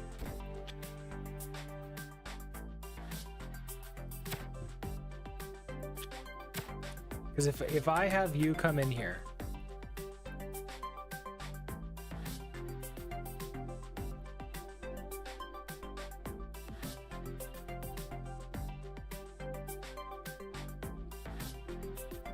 we can wrap the coils in gold plate and really sell it for millions. I've never really understood, like, okay, we're gonna wrap this thing in gold, like, you're not really increasing the quality of the product, you're just increasing how much money that is wrapped on the product, which is not the same thing. Okay, so when you come in, I pretty much want to, you're just gonna go straight to audio out except for maximize. So it's almost like I need the maximize here now.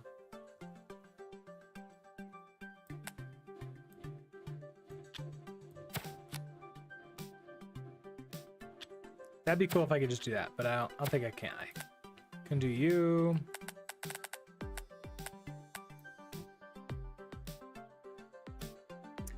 Oh, but this continues to be the problem. How do I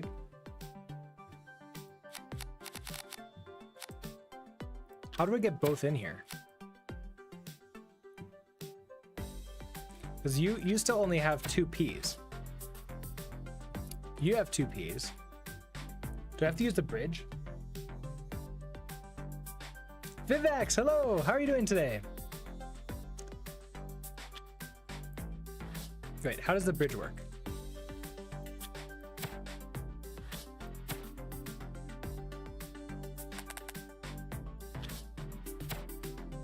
We have to go look at how this works.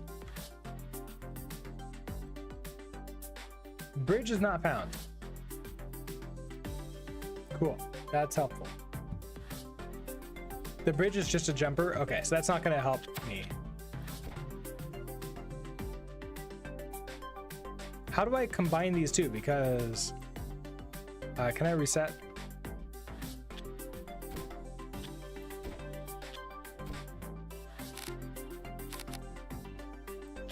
Like if we look at this, like let's say we have you, my output has to be that. I now only have one input for both of these things.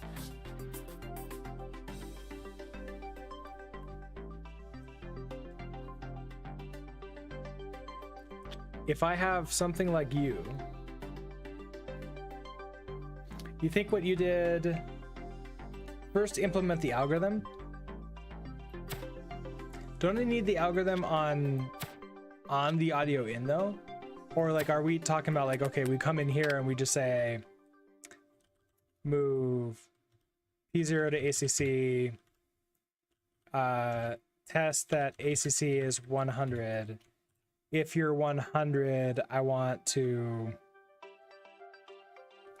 I need to take whatever this is and then do something to it. So I need to, that won't work.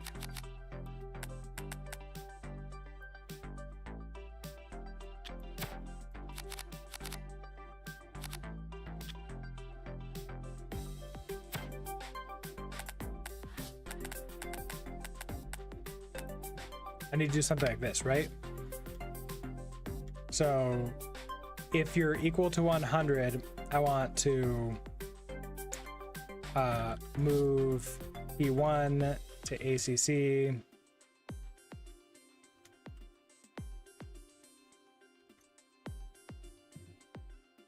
I want to subtract 50 by it,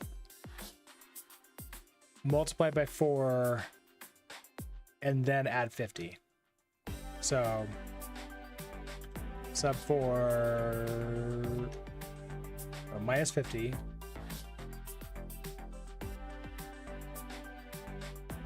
Multiply that by 4. And then plus 50.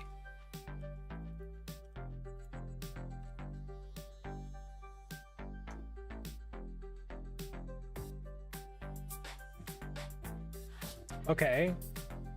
Then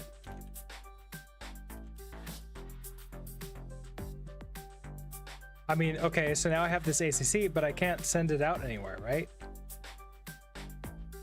Oh, can I send X1? Oh, I could do that. I forgot I can do the X's to each other like that. Okay, that works then. Then this becomes a converter. So I just use a cheap chip like this.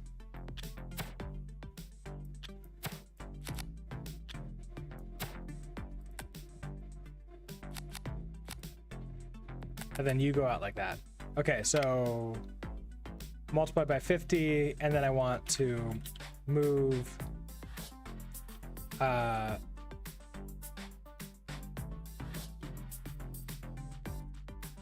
move ACC to X1. Otherwise, I want to move 0 to X1, right? No, I just want to move it straight through. Oh, that's where the data comes in. I might use the bigger one to store the original thing as data. Okay, so hold on. If you're, well, wait a second. No, I don't. Because I can move P1 to ACC. So if this is not true,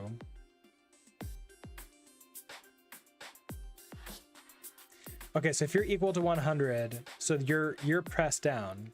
I move P1 to ACC, and then I do all this stuff and move ACC out. Otherwise, I want to move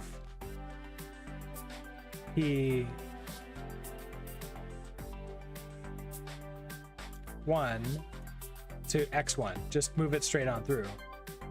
And then we're gonna sleep 1. And then you're gonna just move X0 to P1, sleep 1. Do I have to sleep even out of this? I don't know if I do. Yeah, okay, that works.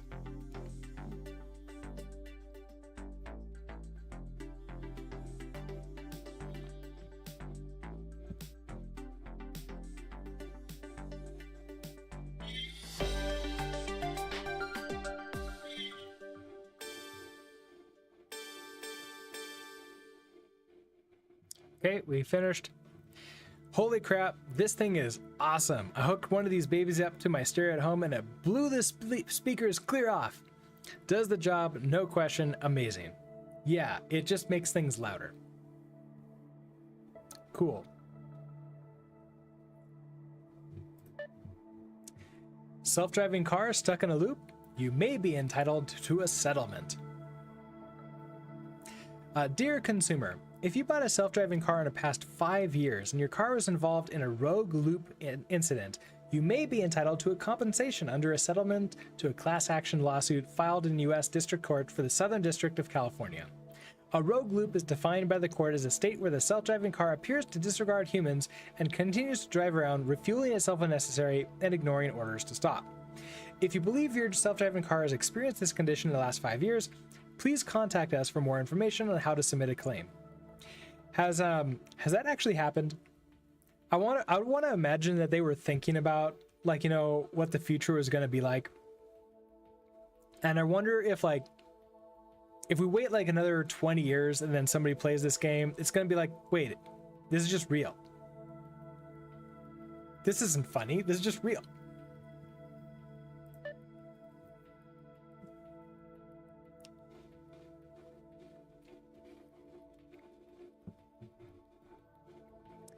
Passive infrared sensor.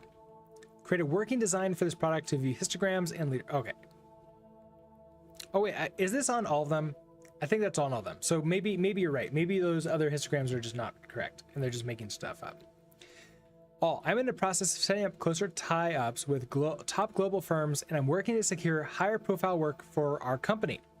The first result of these efforts is a contract to create an infrared sensor. This allows us to participate in a booming market for passive monitoring stations to detect illegal activities.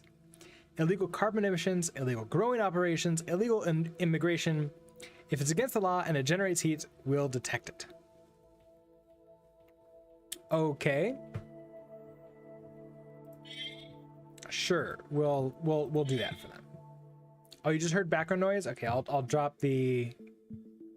Nope, I wanted this mouse again. I will drop the gain down just a little bit more. All right. Let me know. Now we're busting grow ops. Yeah. However, it is legal in many states over here and starting to become in other countries. So we'll be fine in for grow ops. I'm sure. Ooh, new stuff.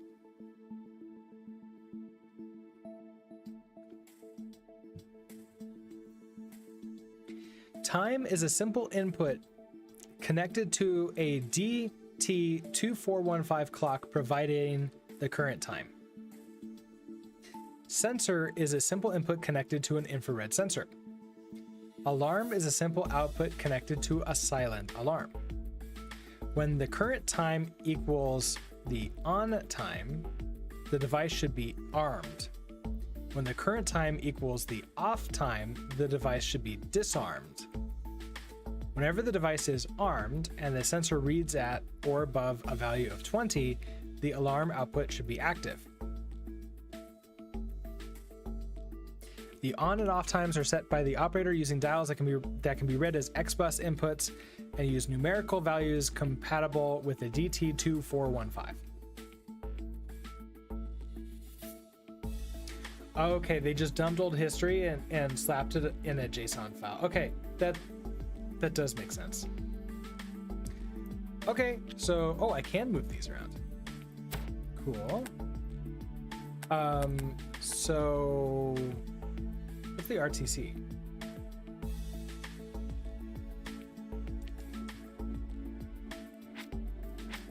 Oh, we can flip it around like that. I don't, that's cool. But what exactly are you?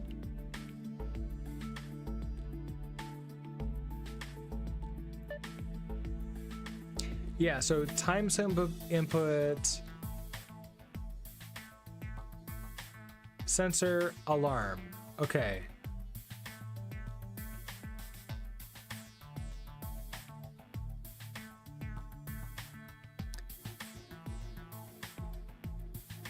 So my alarm that I want out is either 0 or 100. And I want this to be... Oh, is this actually going to tell me if the sensor is active or not? I bet that's what it is.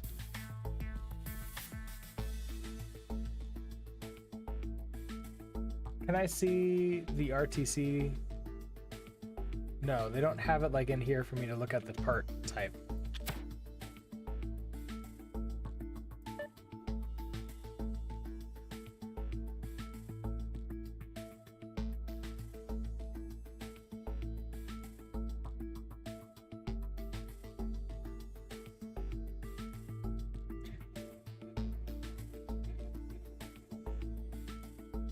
Okay, so let's use big.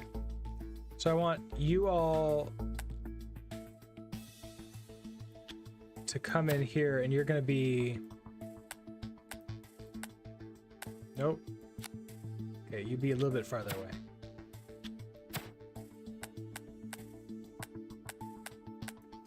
So if you come out, I want to check to see if your on time and off time is the same.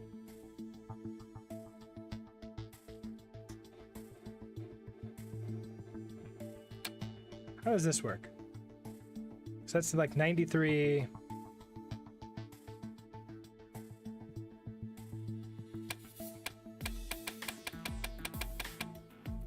That's not changing at all.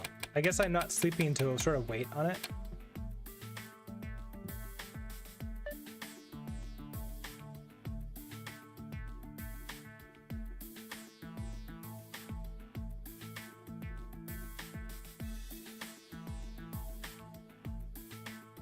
We can take a look at the DT2415. That's not this thing. I think that's gonna, well, maybe. DT214. DT2415. Oh, that is this thing. Okay, so this is the time.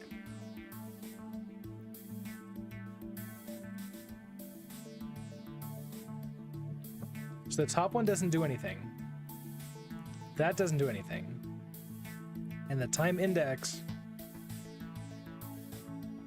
oh, gives me, okay, so a number, an integer between 0 and 95, which then corresponds to these. Okay, that works. So hold on, these just tell me what they're set to as like a static thing. Yeah, we're definitely gonna need a big one. So you're gonna be a P, right?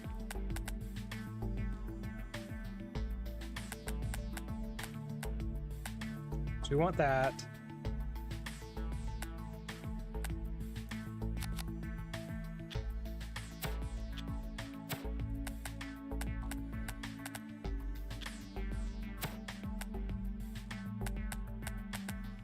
Okay, so if I bring all of those into here, oh, but now I'm missing the sensor. Okay, so, oh, now we're gonna have fun with, let's move you down. Here.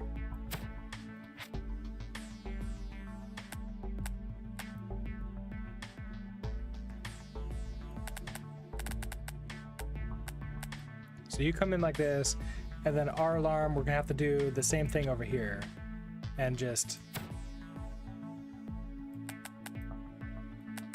do that out.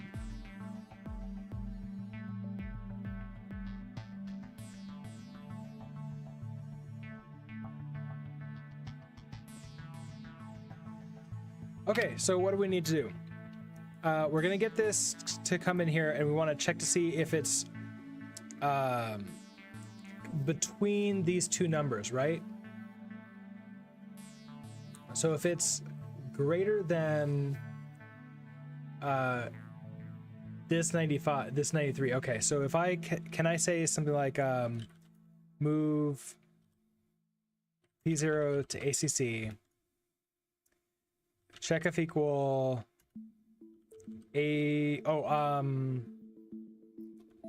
check greater than, because this is gonna be interesting, because on time is 93, but then it's like starting at like 11 p.m. or something like that, 11:30, and then going to early morning.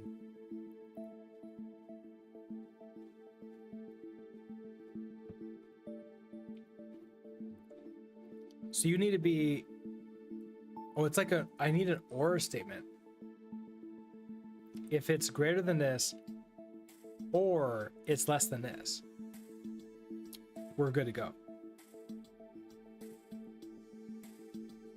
So if you're greater than ACC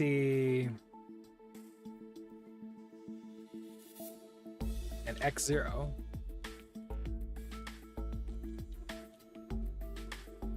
ad break just started.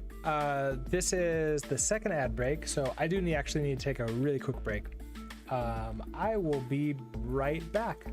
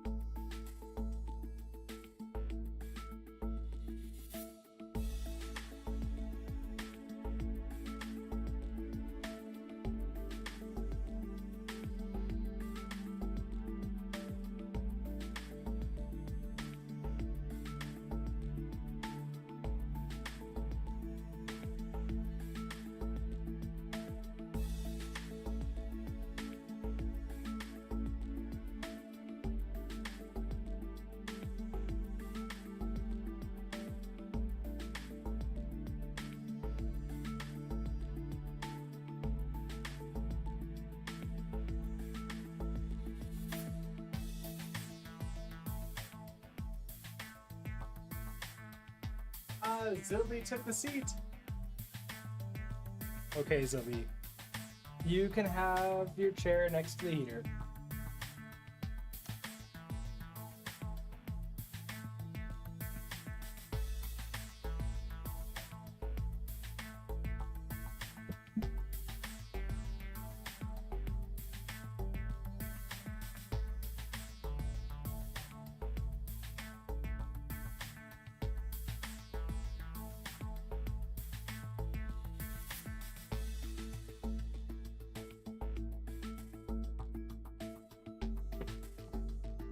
All right.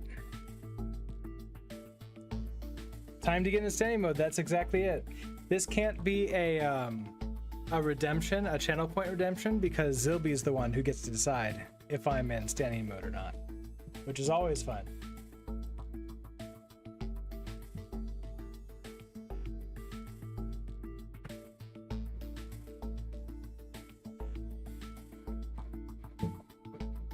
Okay, so what are we doing? I wanted to see if you're greater than this. Now I want to do an or, and I don't think in the conditional stuff,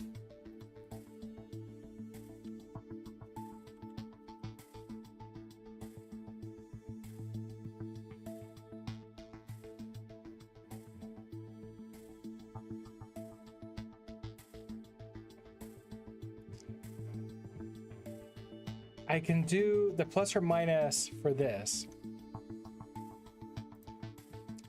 Now, an or, okay, so if this is greater than 0,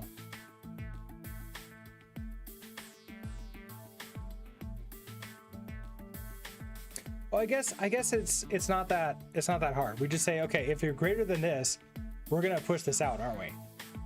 So we want to now take the sensor and push you out. So we're gonna move P1 to X2, and that's really what it is.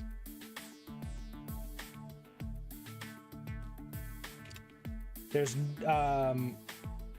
no else, because this is like, oh, this is an else if. This is just an else if. So if you're less than,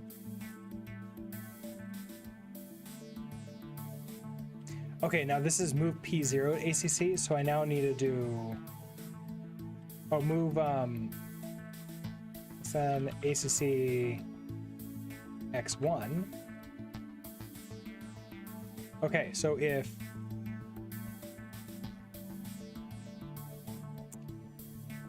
you're that, move out. If you're less than this, then I also want to move out. So move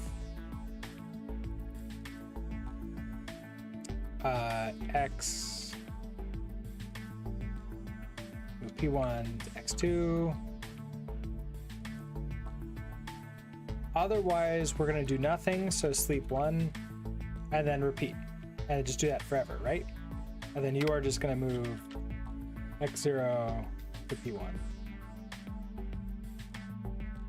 And I can't remember, I don't think I have to sleep because these are sleeping for us already. Nope, that does need to sleep.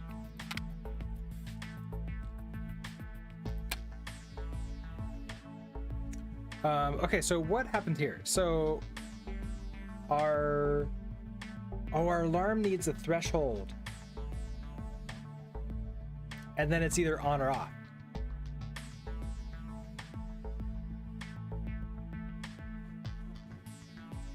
Did it say? Oh yeah, it does. When the device is armed and the sensor reads at or above a value of 20, the alarm output should be active.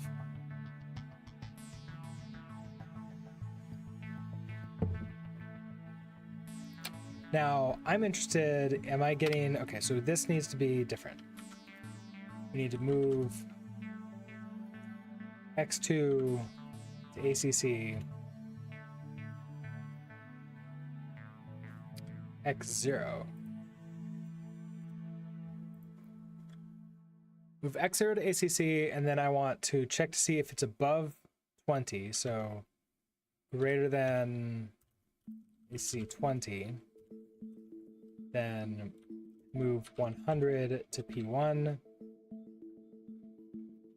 Otherwise, move 0 to P1, sleep 1.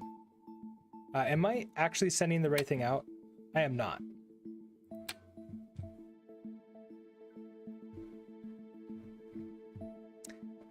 I need to send out here whether or not we're on. We're just constantly sending this out. So I need to send 0 out. So I'm sending the sensor out.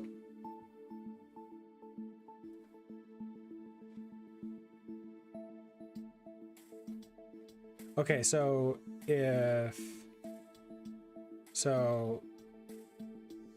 check greater than ACC 0. So if you're greater than that, move the sensor out.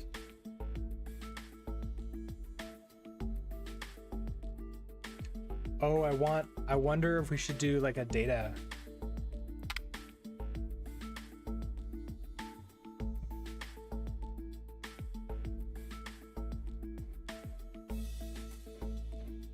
I can't do an else, can I? I can't say like move 0 to X2. I don't think so. I think maybe we can do something like move that to data. So, okay, check to see if you're greater than this. If you're not greater than this, just put 0 into data instead of the sensor data. However, also check to see if you're less than this. If you are less than this, move P1 to data. Otherwise, move nothing. Okay, do nothing at all. And then I want at the very end, we're going to move date X2 and then sleep 1. And then that one can check to see if that's above 20 or not. I was hoping that that would work.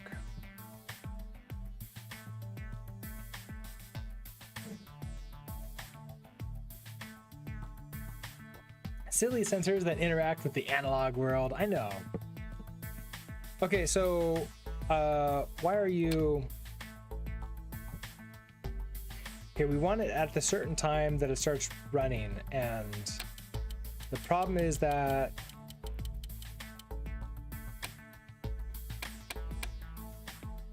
here, after 4, so we can put a breakpoint.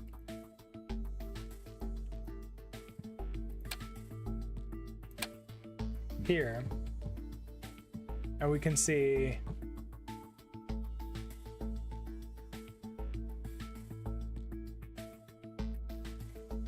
move 0 to ACC, so that is 48 is next? No, wait, that's this thing. 88 came in, okay, so P0, so that was 88 came in here. Check to see if ACC is 0.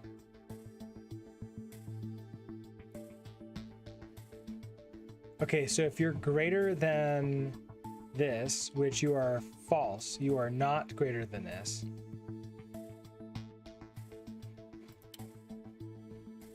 We move 0 to data, so that resets that.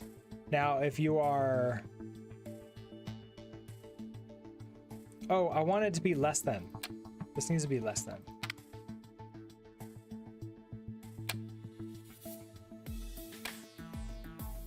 Close. That actually works for everything except this one. Why did you not work here? So, okay. 93 is coming in. We check to see if you're greater than X0. So are you... Oh, 93. I'm checking if greater than, not... Oh, greater than or equal. I was checking greater than. Is there a greater than or equal, or is it just greater than?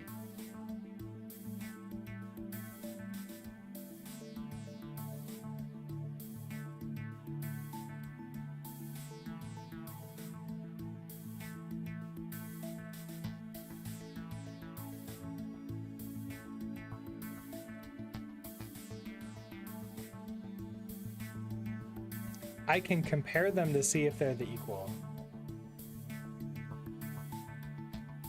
Okay, so it's not really greater than. It has to be...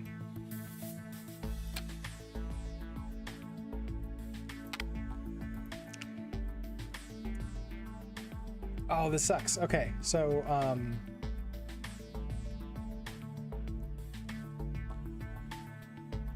I want... If I compare them,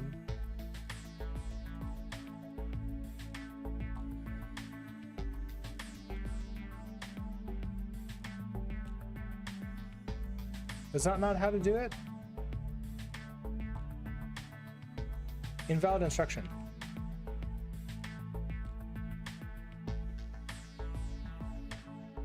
Oh, it's just TCP.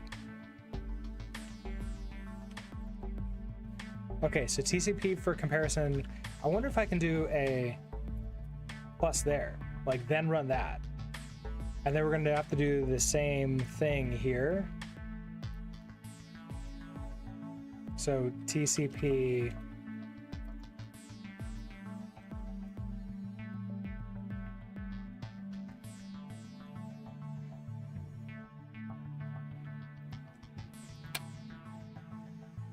Oh, that did not work at all. Okay.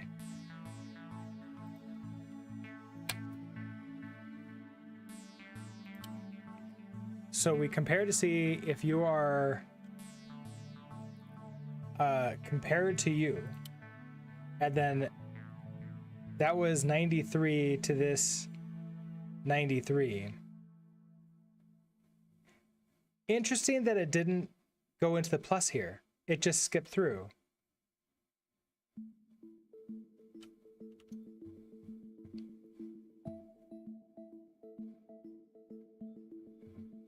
Yeah, because then I can do plus instructions.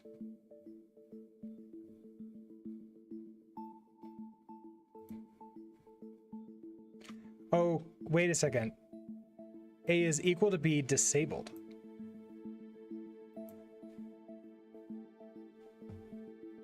Oh, I just want equal, not TCP, not compare. Oh, it's just compare if it's not equal. I want...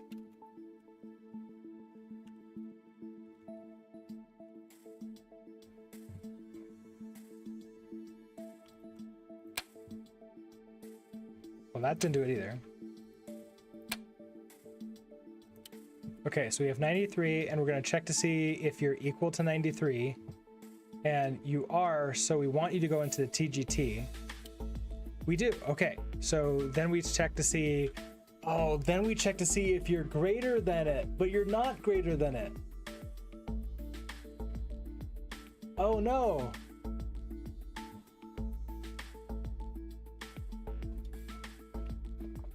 We actually want you to do the thing. I can... You know what I can do? This is such a bad idea. You can add one. And over here, we can add one, and then over here we can say sub one. And then that will then hit the other things.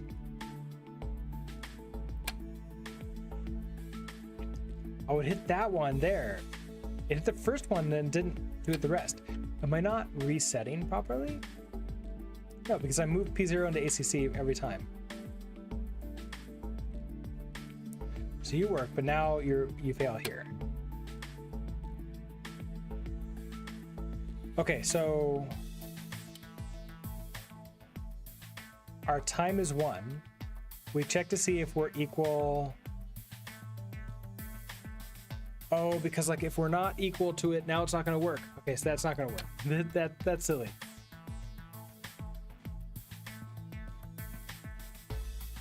I know. That was a silly thing to do.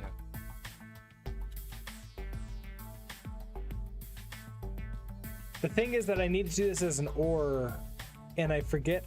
I don't know how to do an OR without actually doing an OR, right? So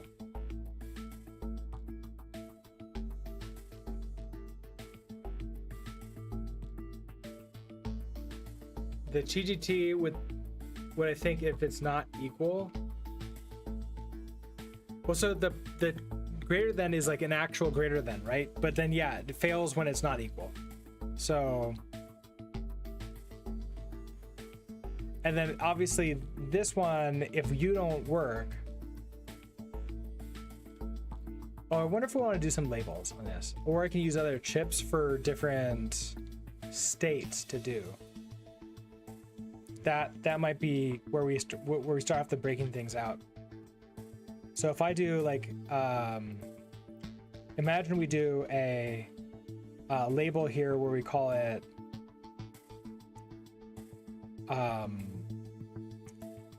go, like we have go and we have no go. So if you're equal to that, I want to plus jump to go.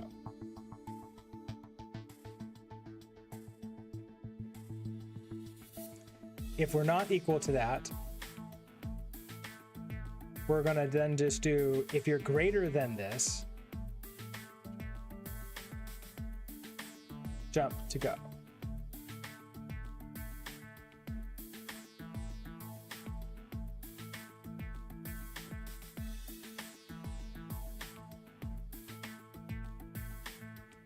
If you're equal to ACC1. So if we're equal to this, then jump to go.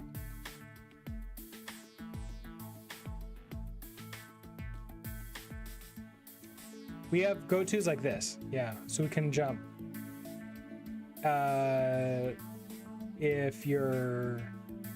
If we skip that, if you're less than this,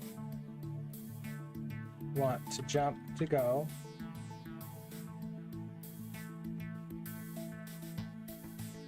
If we get past all of these, want to jump to no go. And in go, I want to take whatever the sensor is and then just send it on out, right? So move P1 to X2. No go is move 0 to X2. Oh, but then I can't sleep, but maybe I can, we'll do our space saving thing here. I have to do an end.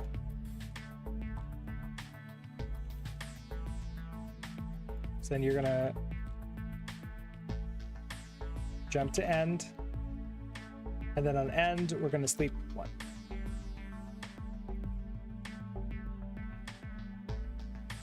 Okay. This might, oh, sleep 1. I wonder if this is gonna work.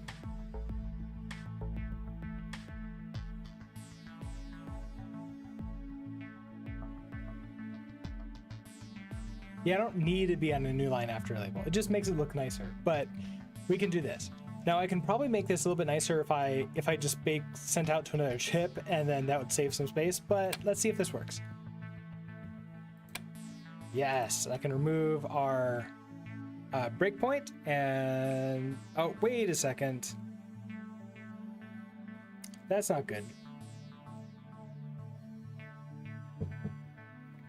Oh, and it failed over here too. What happened here?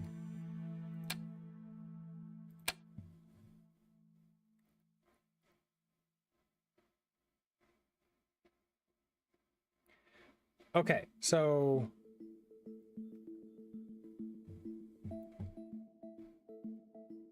we are at 44. Our on time is 48, our off time is 84.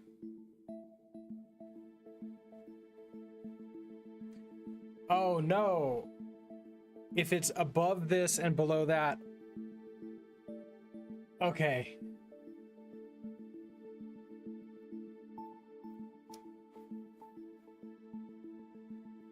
I don't think we can do the simple algorithm we have here because I'm checking to see if it's above that one or below to the bottom one.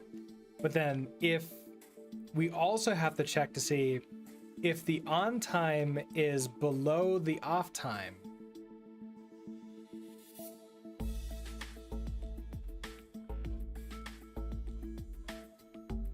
You only activate after the set time.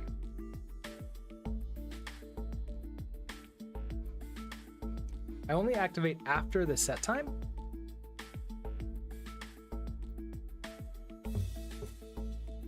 Like after on time?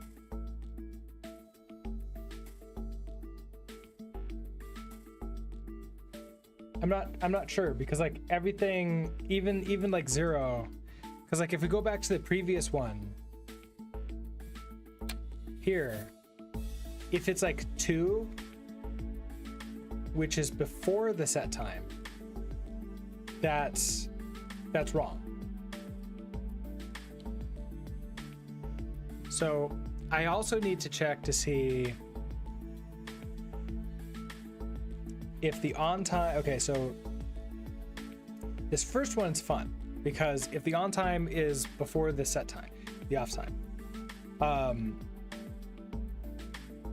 is there some weird math that we can do to the on and off times to like put them in a, I don't think I could do something like, like multiply by 100 or add by 100 or something like that. That would help out.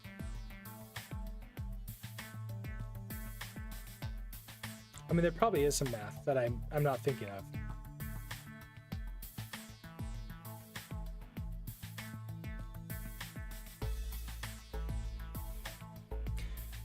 So I almost wonder if I want to use a different chip.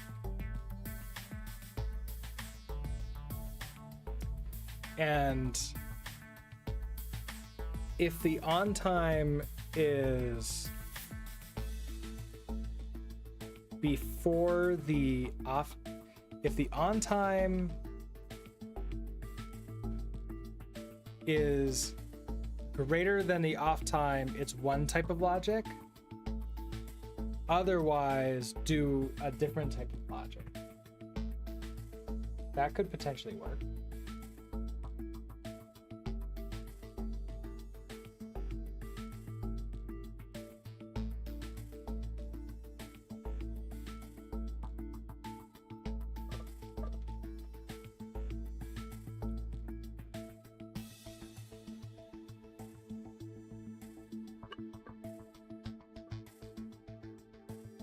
We might have to reset here.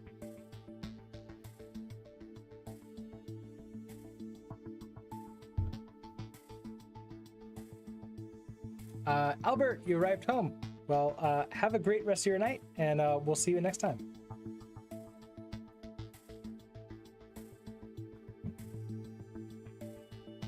Yeah, I think that's what's going to happen because I don't have enough space in here to really do the thing.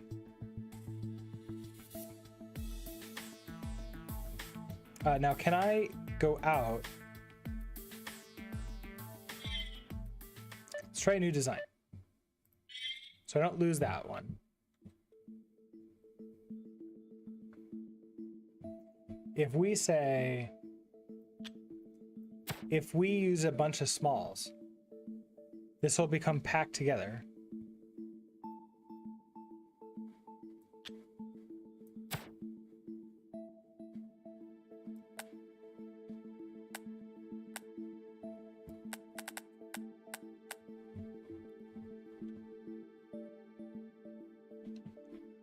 Oh, this will be fun. I probably need to use a large, don't I? So I want to check to see if... Oh, I could probably do this. Check if greater than x0, x1. So if you're greater than, let's send out a control out of P0. So move. Oh, I have to move the time out, don't I?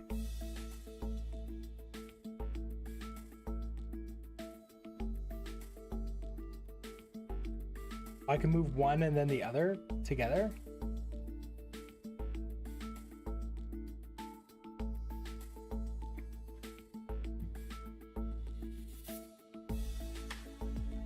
The bigger one would probably make more sense.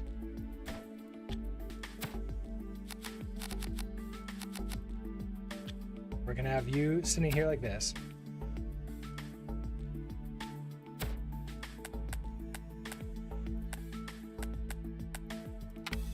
So we can s greater than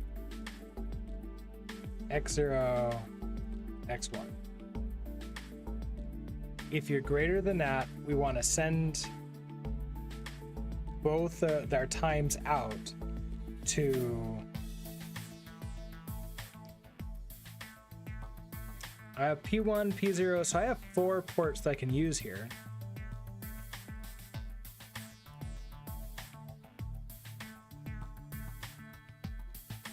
And I have 2 cases.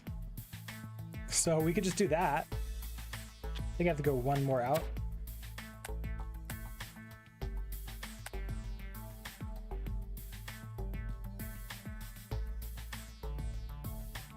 I wonder if I need one more up to like wrap around or go under it. Oh, I can do that.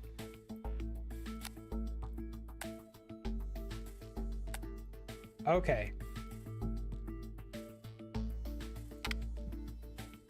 Okay, so test greater than, okay, so if you're greater than this, we're gonna send out the on time on P0. So move X0 to P0 and move X1 to P1. Otherwise, we're gonna move X0 to X2, move X1 to X3. So this is gonna be just a simple forwarding on to something else maybe.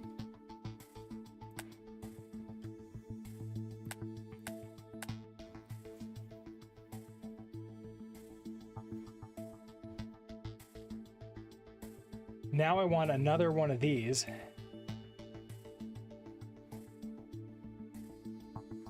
We need a splitter essentially that's going to split the time into different areas. So if I go like this,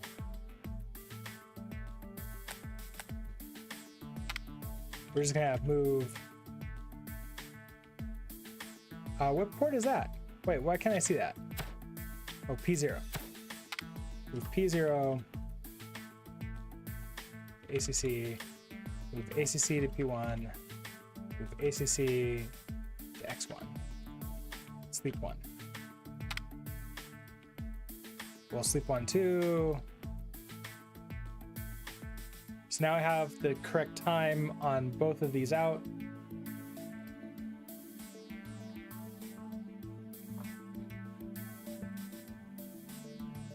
Now I want to check. I need to do 2 of these, right? So if you're greater than, we're getting the P0 and P1, right? Yeah, the P0 and P1. I wonder if we can.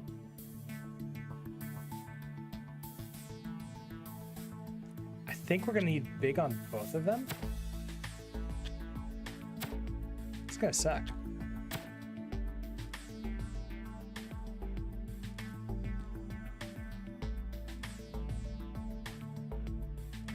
Because I need 1, 2, 3 ports and then 1 going out. Okay, so then maybe that'll work. 3 ports and 1 going out. You're an. Oh, you're an export. You're 2P ports. Okay, so.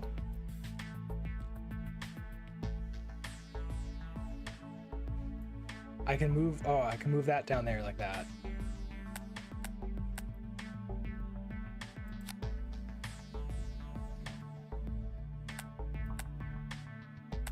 Oh, I have to have that there? Okay, so then you need to be out here 1 more.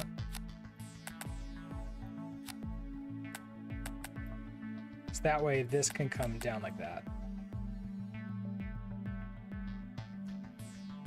This P0 port, oh, don't, goes into there, and this P1 port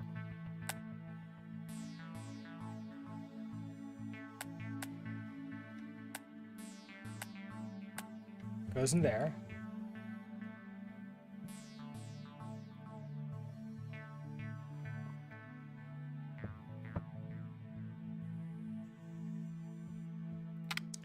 And now we can say, okay, so this is the case that it's that X0, so on time is greater than. So I want to, this is the original case then. So we just say, we move P0, goes up to P0, that's from X0, that's on time. Okay, so move, no, let's move X0, ACC, I want to check to see if it's greater than ACC P0. You try to make your own PCB for fun for a keyboard. I wasn't going to get it printed, just wanted to practice drawing traces in real life. It's just a pain. Yeah, I can definitely see it being a pain. I'm glad that I'm not having to do this for real life stuff. But I'm not an electrical engineer. I wonder how electrical engineers would find this game. They might have a lot more fun with it. Or it might just remind them of work. Okay, so if you're greater than 0, but it needs to be equal to 0 too, right? So we need to do that jump. So we have the entire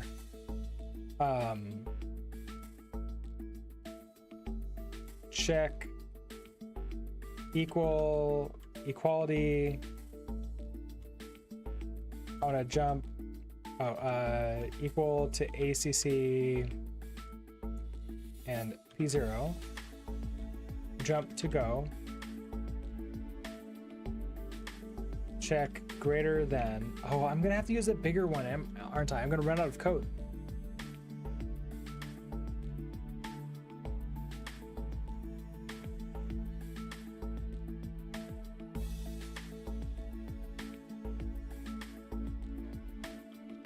If I check greater than ACC P0, jump to go.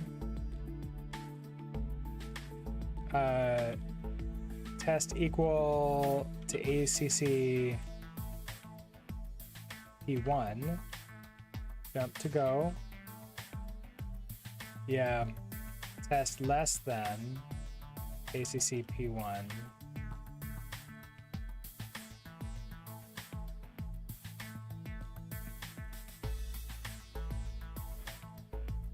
Jump to go. Okay, yeah. So then I don't have the go or anything else. That's not helpful. So I need to copy you and move you in here.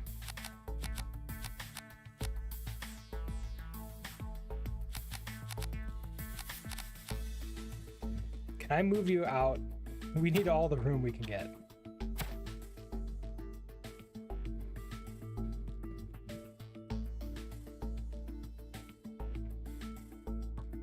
Let's reset our wires.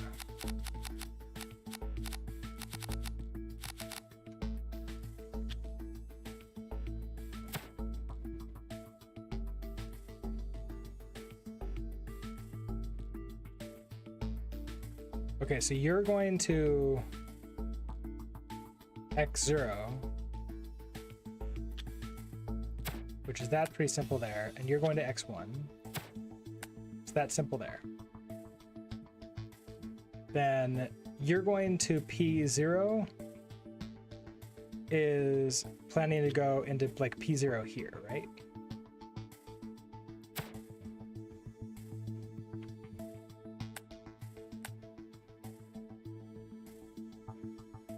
Oh, that's gonna suck.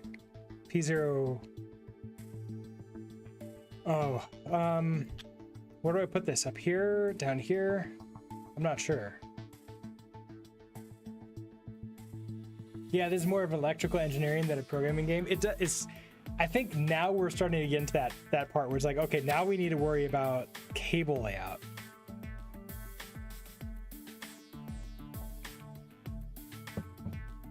So it's a physical puzzle. Yay! Okay, so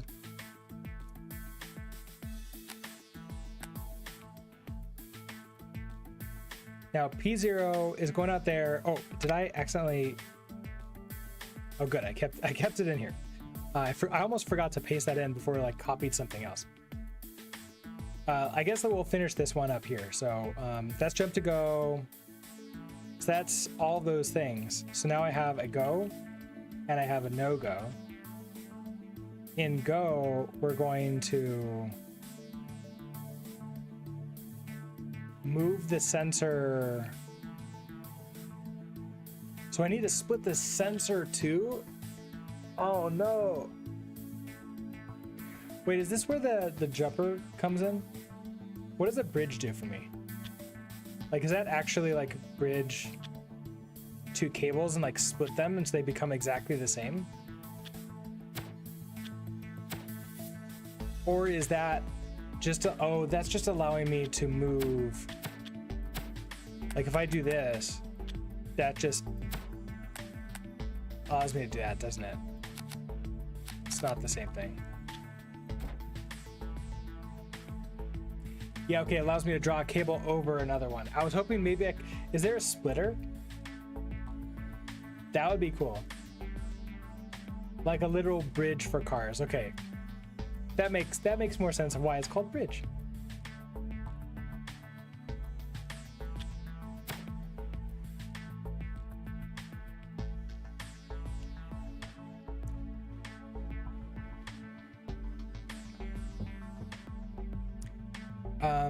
Okay, so if it's go, I need to copy the sensor out. So now I need the sensor.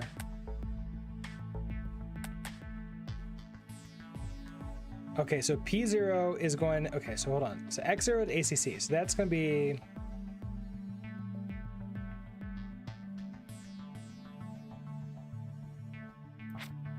let's reverse you, and then I'll just, bring you like this. Wait, where do you go? Oh, not like that. I want like that.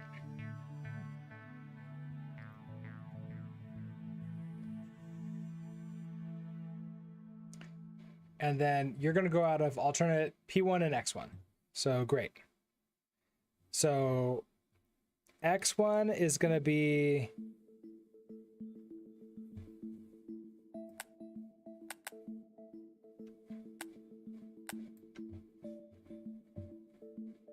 okay, so move the time into ACC, and then I want to check that against P0, which is going to be P0 here.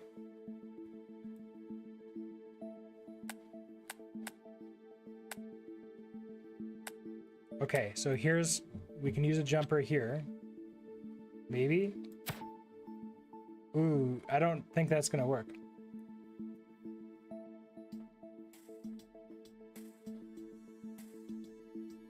Although, can you have it come out of the side too? So could you have like a line and then put a bridge in the middle and allow you to connect from both sides?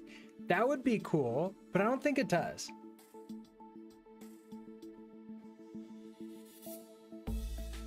Because the bridge, as you said, just crosses over a cable.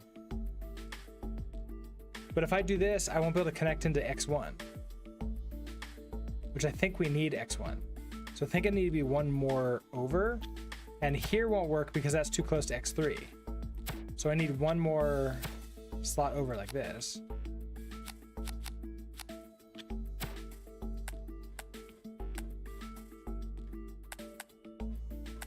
So I need like that. And then you're gonna go into P1 like that.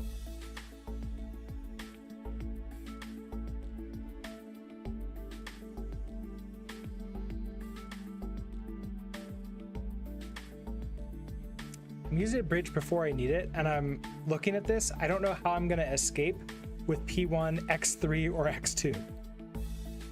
Like, I can use a bridge up to here. Oh, you see what I mean about X1 now? Yeah. Like, how am I gonna get here? Now, if I had a vertical bridge, can I...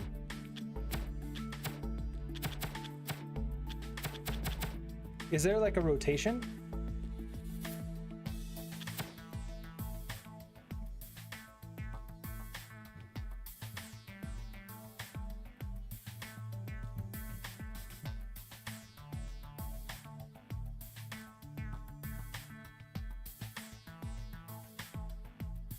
Oh, rotate doesn't exist. Okay.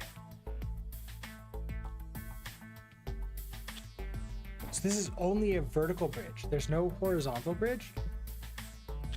That's not a horizontal bridge. Oh no. Okay. I guess it's not really an oh no, but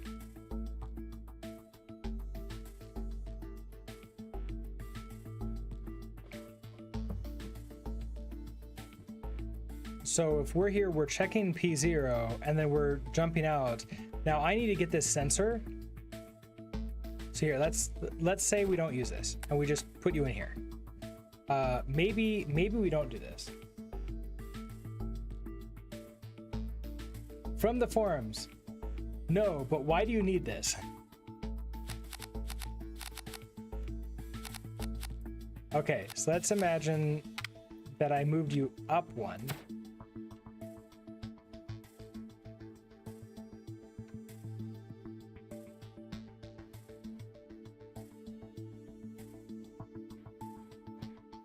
Now, if I do that,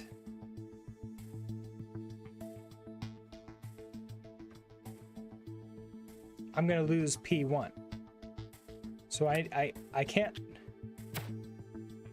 Okay, maybe we can do this. You're going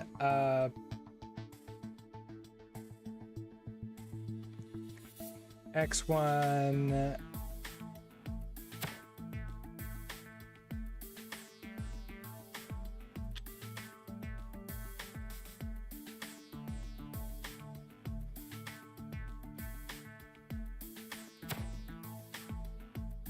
It'll be so much easier if we can rotate it. I think I have to go out one more.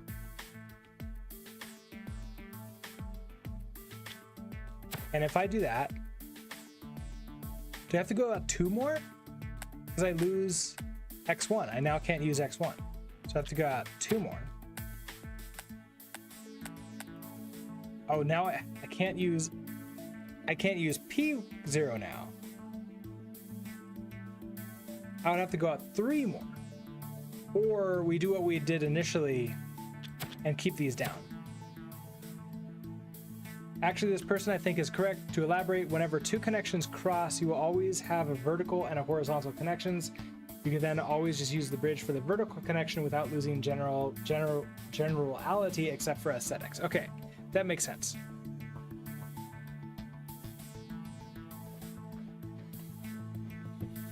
Except when I do weird things with diagonals, like I was trying to do earlier.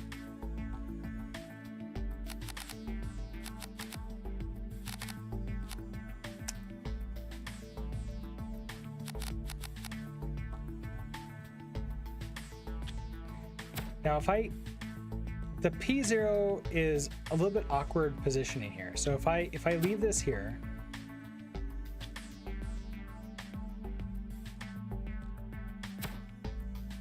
I can't do this at all. The sensor's in a way there. If I go up one more and try to do something like this, this won't work because the sensor has nowhere to go. I can come down here. Nope.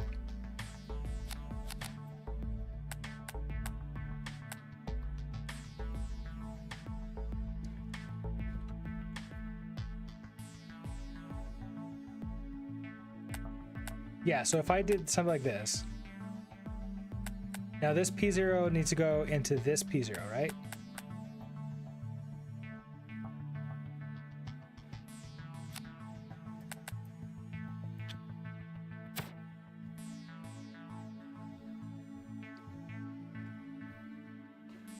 But I've lost the ability to do... I've lost my ability to do anything with the input sensor unless I throw it in here, but I need all the ports for this unless I use one port twice, which I think we're gonna have to do. Okay, you think you put your input counter things in the top right. Yeah, so if I move these over here,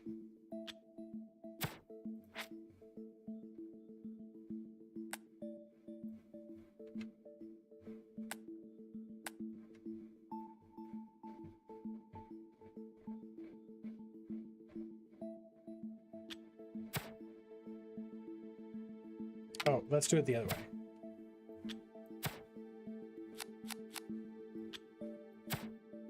I like how this one I can flip around. I can't flip around anything else. I can switch you. Okay, so you're P1s. Let's move P1 to ACC. Move ACC to P0. and then X0.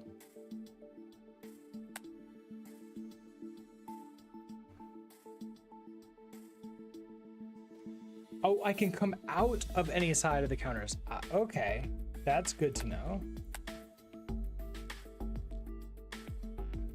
Right, sorry, yeah, you're right. The time inputs.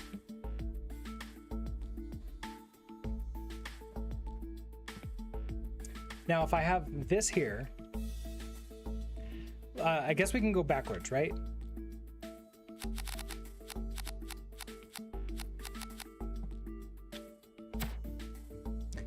We probably need something like here or so.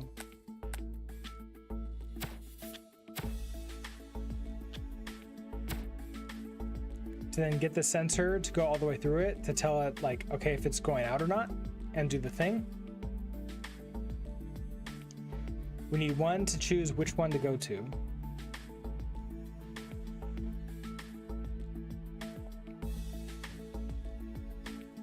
And then the other to do its own thing.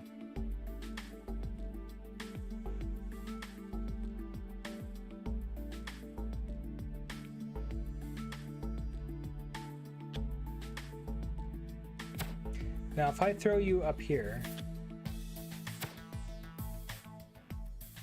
I guess that buys me a little bit of room.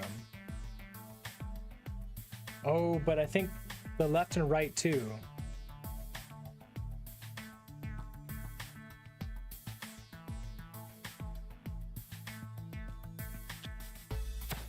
I guess at this point, if I put you up here, we can just get that, and that works.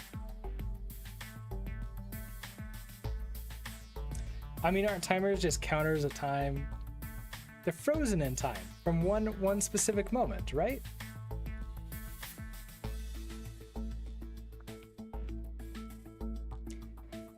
Okay.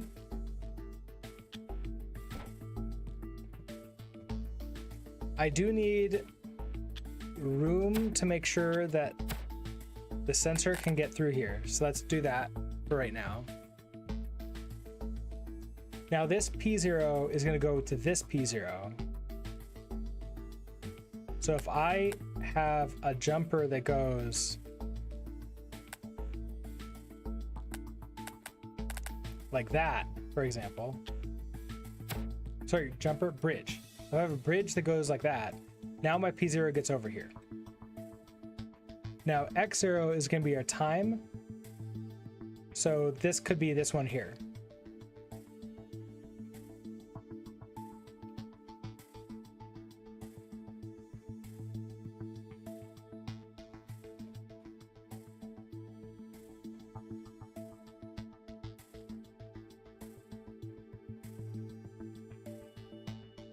I like want to do some, I want to flip the board over and have like the bridges on the other side.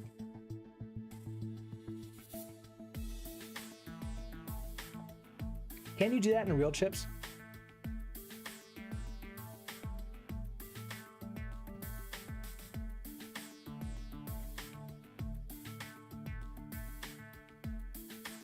Or I want a bridge that can like go into a chip.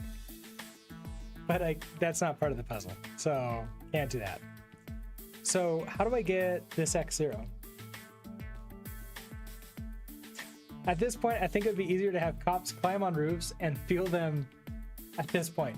The funny thing is that they say this is for like police, like checking for stuff, but yet this also indicates that it's just a static thing that you just put out there that's checking for stuff, which is completely nonsensical for the use case that they're talking about. This is more of just like a home security system that it's really for. Like, why have the timers if it's going to be checking for stuff when you want to just have it be on or off with a switch?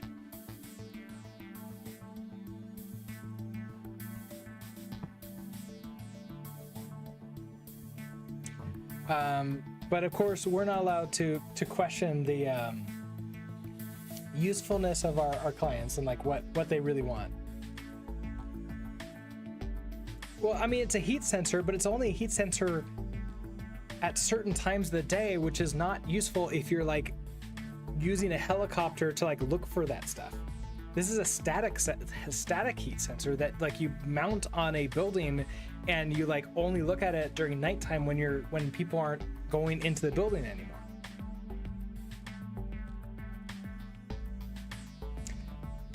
Okay, so I don't know what to do with this X0 and X1.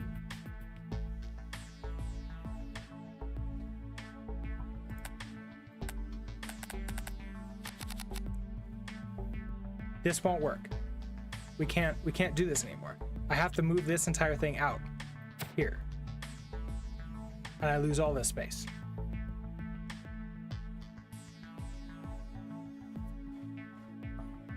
Oh, an ad is about to start in around 5 minutes. So heads up for that.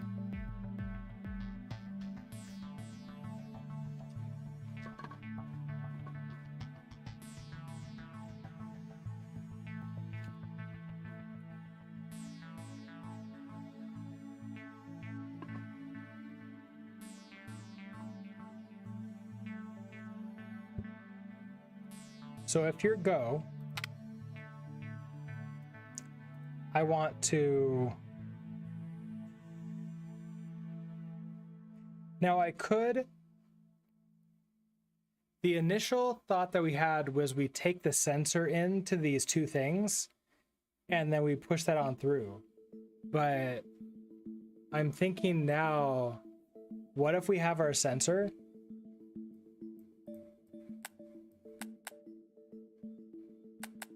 that just goes straight into here along with each other one, and then you check to see if either of them are 100, then we're going, right?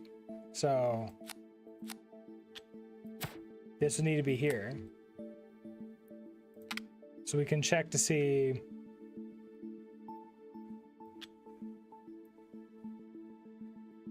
Nope, I need access to...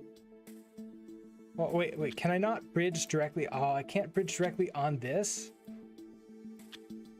Oh, no, okay. That's not gonna work then.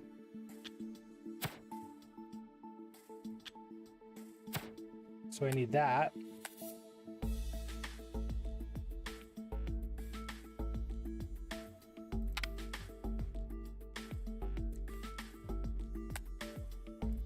We have our X1 and X2, so we can just say test greater than X0 and like 0. So if you're greater than 0, then I want to move P1. I guess we jump, we go. Test greater than X1, 0. Then we have go.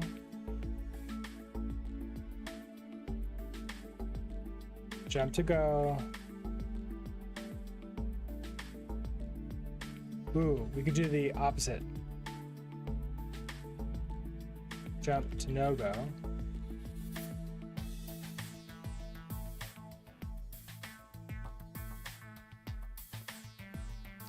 So this would be if you're greater than, okay, so if you're greater than 0, we're going on this one. So go ahead and go to go. Okay.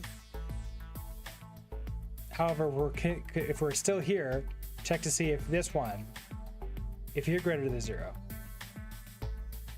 If you are, jump to go. Otherwise, jump to no go. In go, I want to move B0.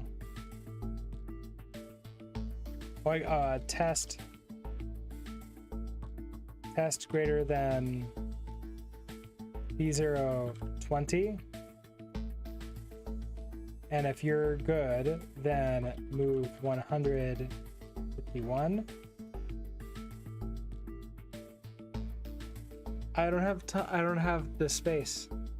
So this one would need to be a big one too.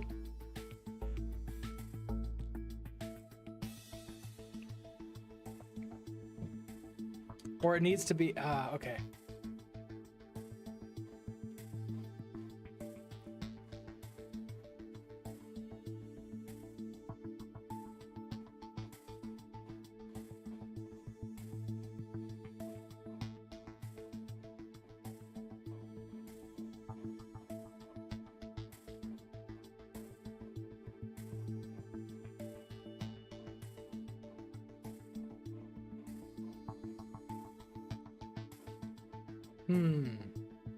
Okay, that break just started, so heads up.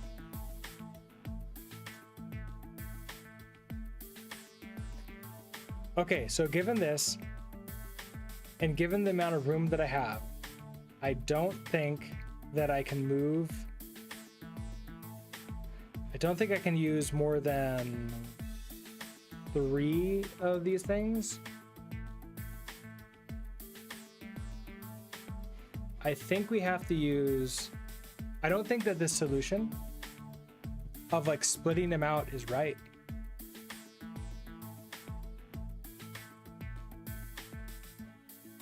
I wonder if we can figure out, something better here.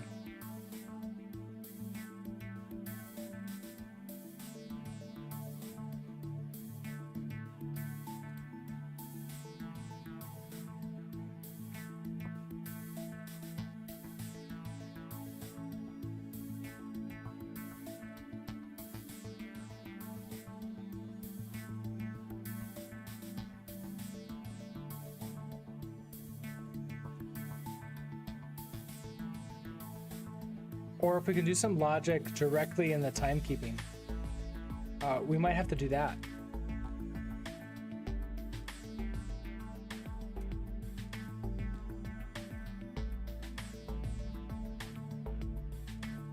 Because if in here, I can use a note. What? Does a note have to be in here? Oh, a note has to be on the board? Oh, that sucks.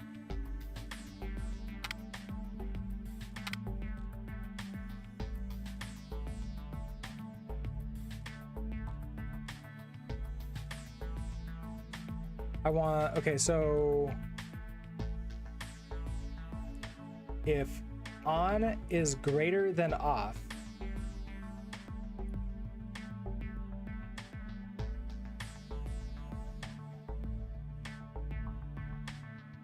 oh, that ad break started out super loud. I'm sorry about that. It's too bad I don't have control. Like, I have no idea what the volume of everything else is. Otherwise, I would do my best to balance it. So like I would, oh, then drop the volume significantly. It's not me, it's Twitch. Oh, thank you, Twitch. You're the best.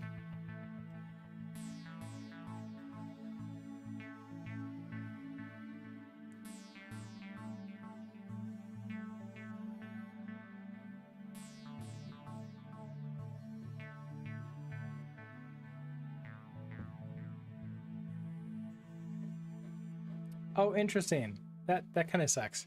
That the volume dropped to like 25%, but it's like really loud, and then it's not loud. All right, well, welcome back, everybody. We're still on this. I haven't figured out. I haven't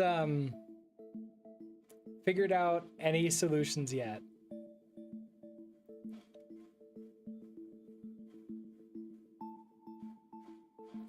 I do enjoy how we're working here, and we as the engineer don't get to decide the footprint of our chip. I guess they've already decided how big the box is, and this is it. This is the design of the actual like thing, which kind of sucks for me.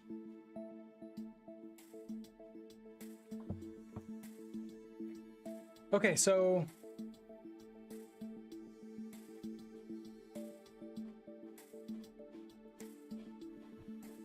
if I were to like test greater than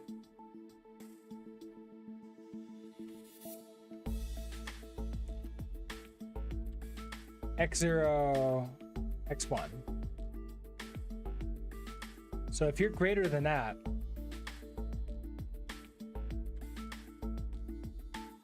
we're gonna have ifs and else, like thens and else's, right? So if you're greater than that, conveniently, it was an ad about investing just as I got a call from the fraud department at your bank. Oh, great. That sounds great.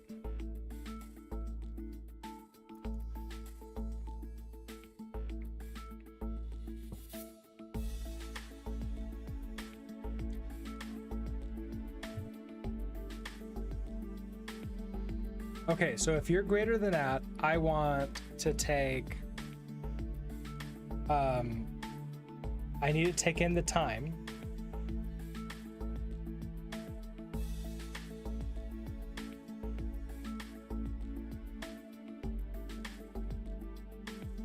Now they're just doing recordings and not trying to rope you in with the human.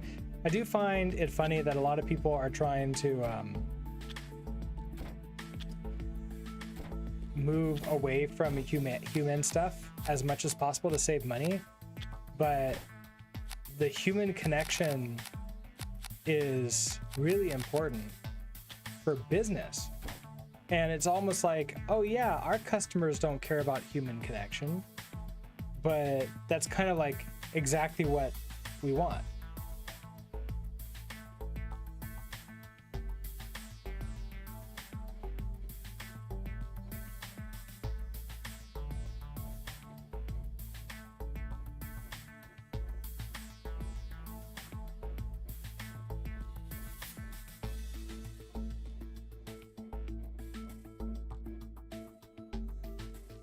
Okay, so if you're greater than 0, then I want this time. So let's say, put our time back up here. You're a P. Yeah, you're just a P. So if I throw you in like that, then we can say, if you're greater than this time, well, actually, hold on. On time is no matter what, we can check if it's greater than it, right? No matter what. We don't have to check to see if it's greater than that. We can just say, test greater than P1 X0. So if you're greater than that, we're in go. We'll create a label for that. Jump to go. If you're not greater than that, so we're less than this one. We also have to check to see if on time is greater than off time, we want it to be on the less than side.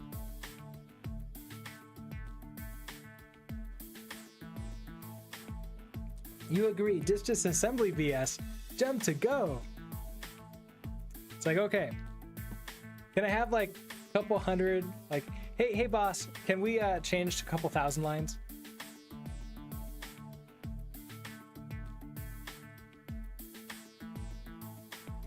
The FCC had to get involved in America when people could prove that ads were 25% higher volume than a show. Oh, really? Oh, but like Twitch is internet stuff, so therefore that doesn't count. Or maybe that's only America? I don't know. That's interesting. Okay, so if you're, so we jump to go. So now we're less than,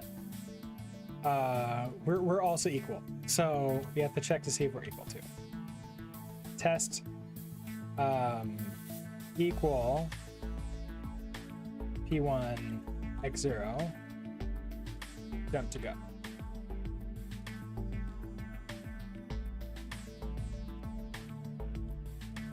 Okay. Now at this point in time,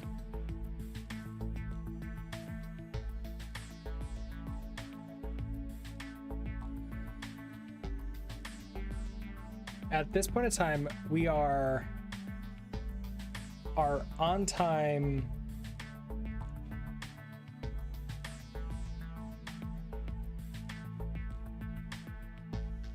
Okay, so if you're greater than that, jump to that one. On time is now less than off time.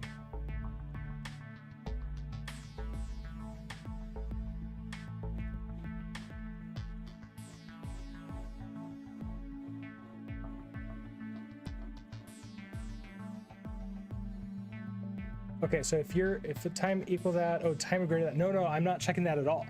Okay, so I'm just saying like, okay, if you're greater than or equal to this, we're jumping.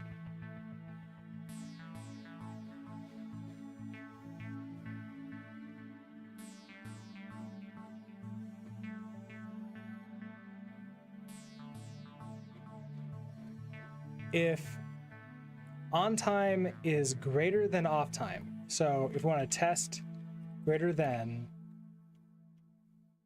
x0, x1, at this point in time, we want to check to see if you're less than. So test less than p1, x1, jump to go. Otherwise,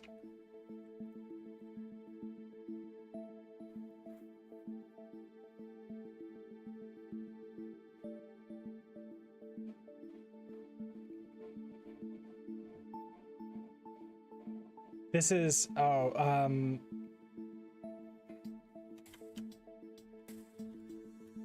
otherwise here. So if you're less than, so if the time, if on time is not greater than off time, so it's like, it's 12, I want, if it's less than, if it's greater than go,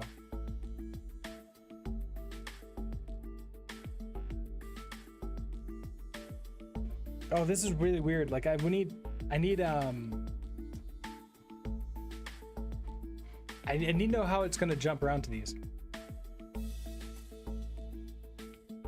Did I take a real 5-minute break to take a little walk around the house in the last 2 hours outside? Why would I go outside?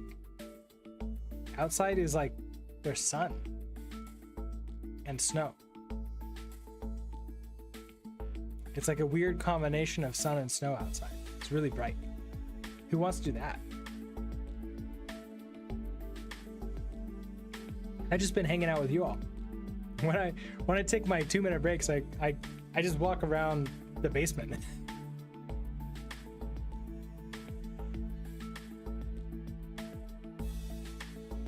Okay, so jump to go, target greater than. Okay, so check or test greater than U to U. So if you're greater than that, now test if you're less than this. This minus, I think I have to do the minus here.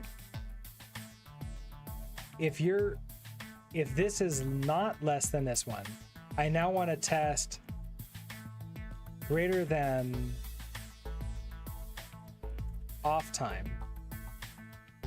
So x1, this would be p1, x1. If you're greater than that, jump to go.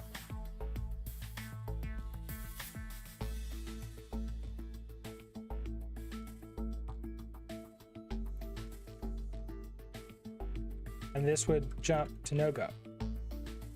In go, we need to take the sensor into P0, and I need to we'll just send it out, right? So in go, we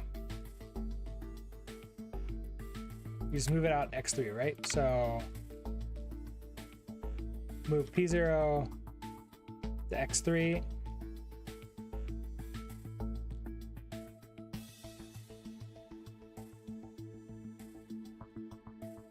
Jump to end. I had no go.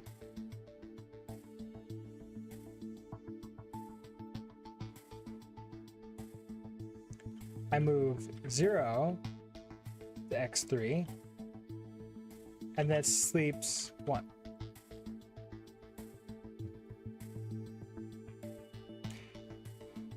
You hear outside is like Far Cry, but with better graphics. I don't know. Like, maybe the next Far Cry is just gonna be outside, and we won't be able to tell the difference anymore.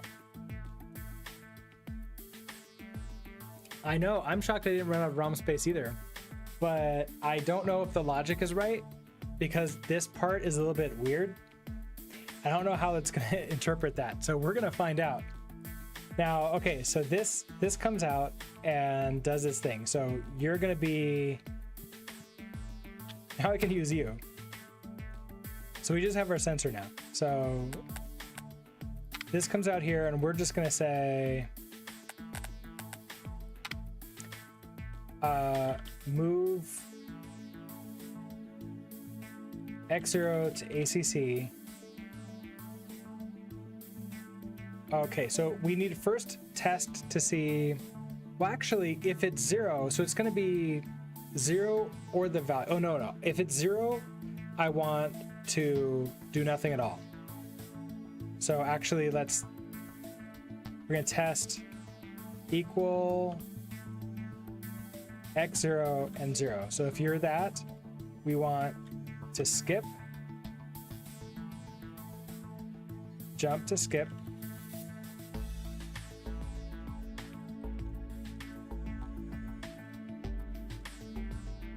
or we'll call it end.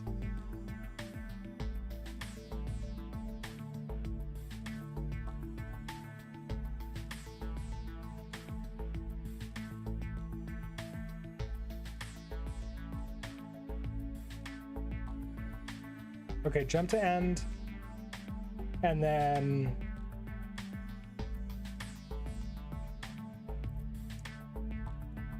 if you're not, if you're not equal to 0, we're going to move X0 to ACC.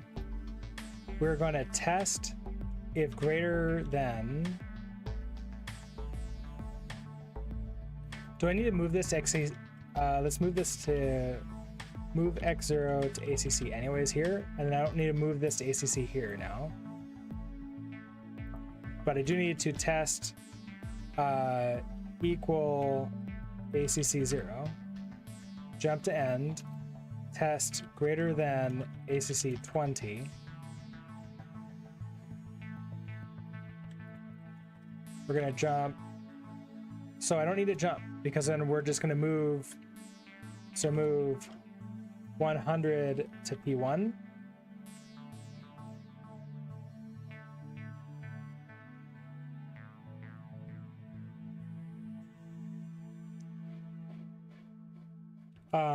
This is the opposite, right? So if I want this, move 0 to P1.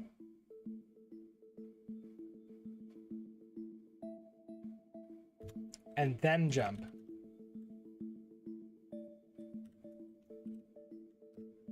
To end. And in end, we're going to sleep 1. Is that it? What is the chance that this works? I think that this is a very low chance that this works. I think this is gonna not work at all. I think this is not how the coding works, but we're gonna find out here. No, it is very much wrong. Okay, but it didn't deadlock, so that's a thing. Let's see what we got.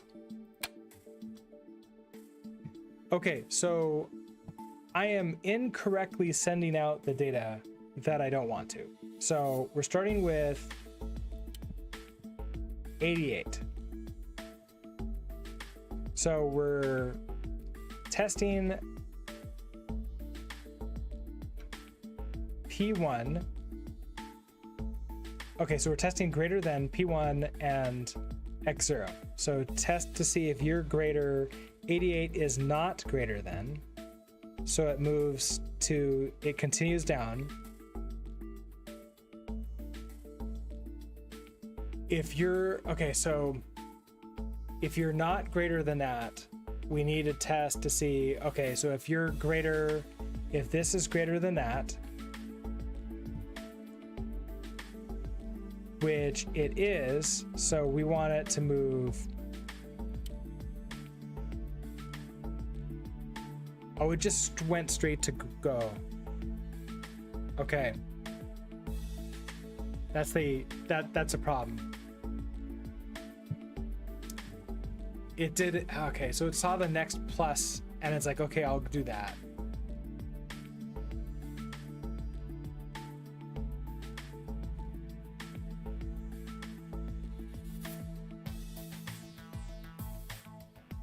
This is, okay, so this is where it's not, we're gonna run out of room if I try to, I don't think I can do this.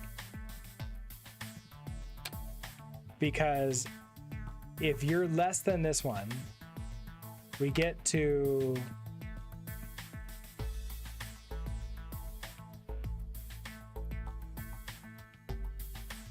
here. Then we check to see, okay, so if you're greater than,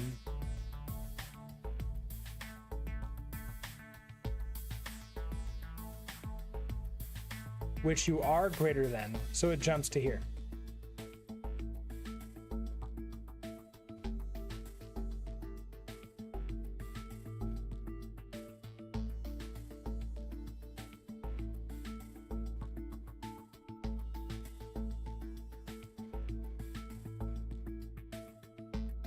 What I need to do is say, if you're greater than,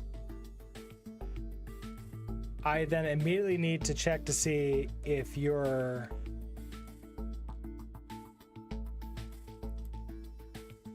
less than this. So let's do a plus here. So test less than P1 X1, right? Yeah, X1. And if you are, jump to go.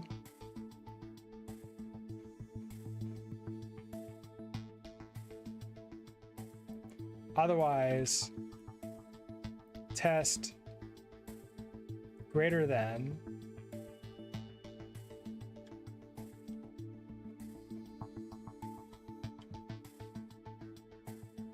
oh wait, so that I have to do this test again. That's not going to work.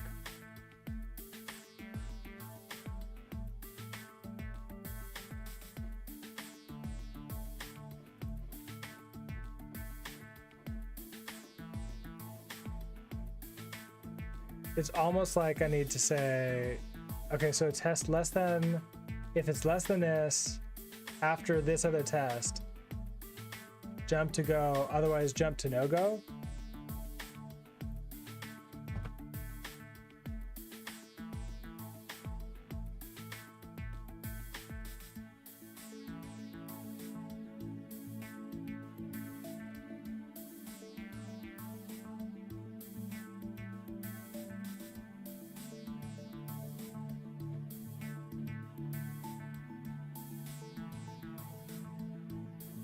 If we get to this point,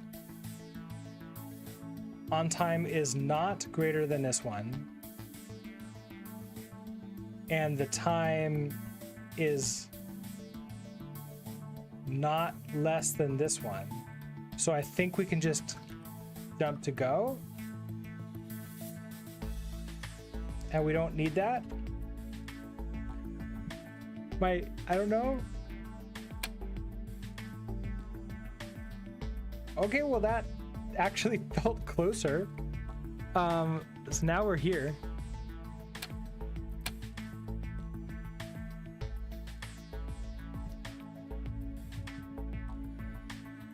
Okay, so we're starting with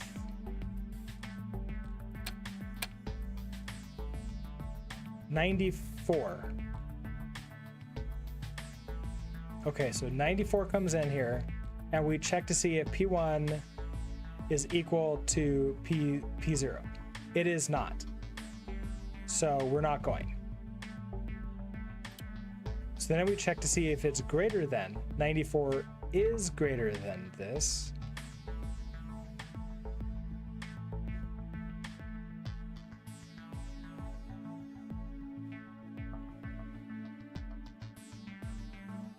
Okay. So that should then go, right? So we jump to go. Go, move P0 to X3. Oh, it's a 6. Interesting. So move that there.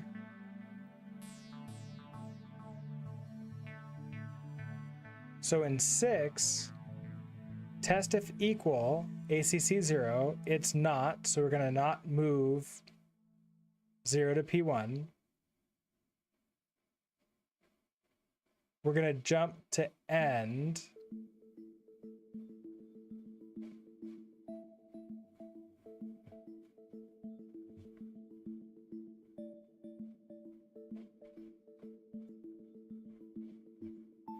We're going to jump to end.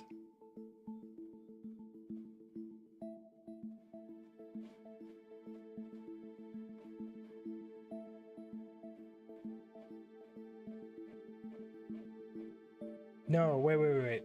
Test if equal. It's not 0. Wait. So it's not 0. We're not going to jump to end. We're going to go to here. Test if greater than 20. That's not true. So we're going to go to end, sleep 1. We never move 0 out. We're moving the last thing we sent out, which was 100. So we need to, before we jump to end, so either move 100 to that one or move 0 to P1.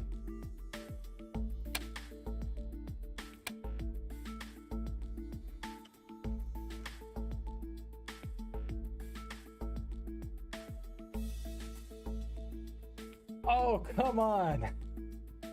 Okay, so close, the very end one here. Well, let's see what this was. We're so close to getting it done.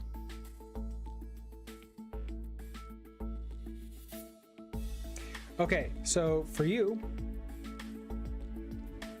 we have 84 coming in here. Oh, that's gonna be equal to the off time.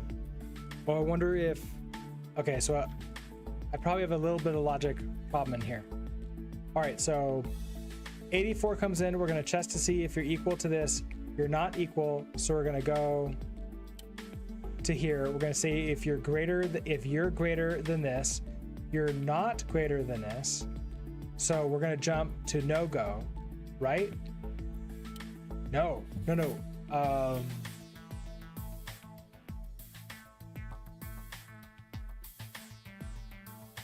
Oh, we are testing this. P1 to X0. 84. Oh, shoot. It's greater than this and it needs to be less than this. Okay, so then we just jump to go. So if you're greater than this one,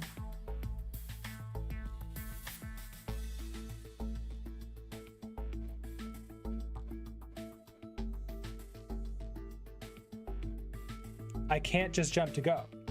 I have to also test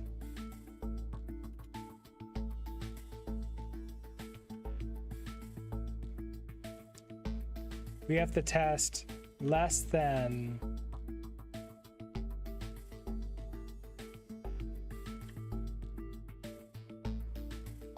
but this won't work for the other ones, will it? This only works for this one case.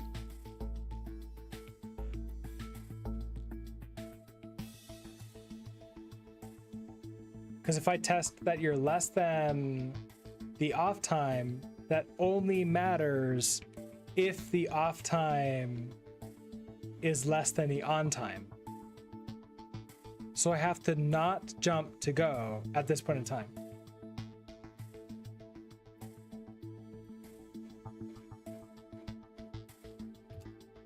So, okay, so test greater than this if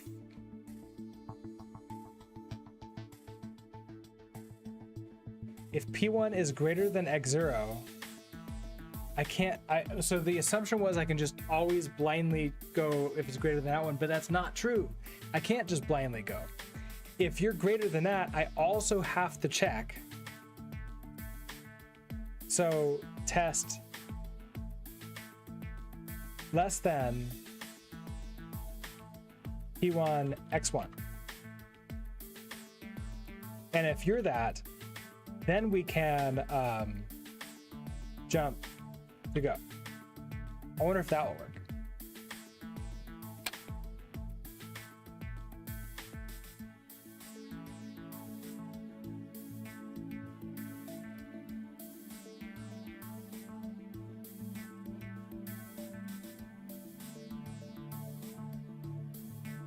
Okay, one more bug.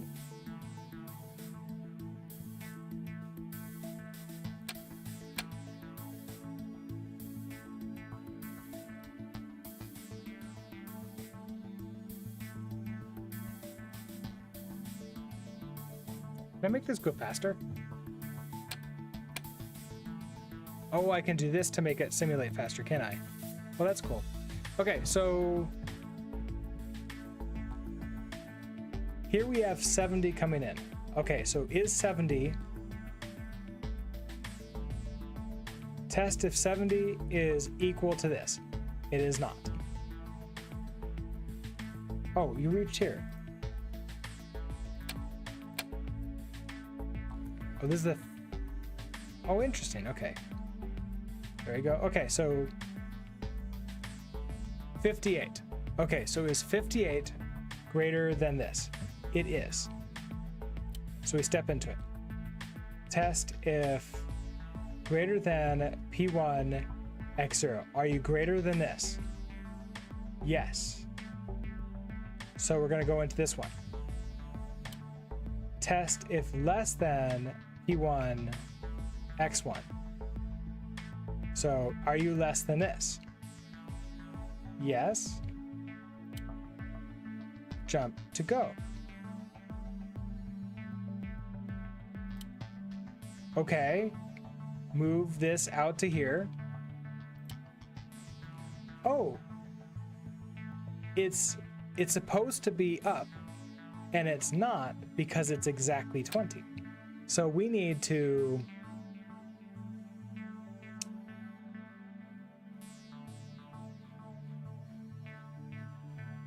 okay, so we move 0 into here, test if equal to 0, we move 0 out. Jump to end. We test if it's greater than, so first I have to test equal to ACC 20, or we can hard code it and we say test greater than 19.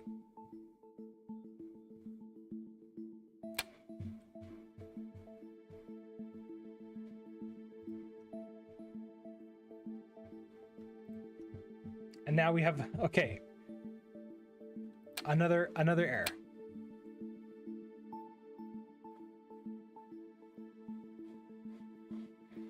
All right, so test run, we're on 5 out of 80 tests. All right, so 93, you're greater than 88. So we are not equal to it. You are greater to it. We also test, are you less than P1 from X1? So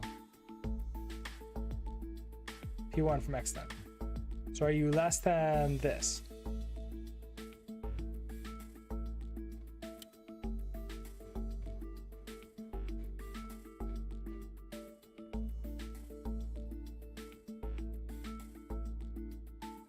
Target greater than X0 to X1. Okay, so are you greater than this? That's true.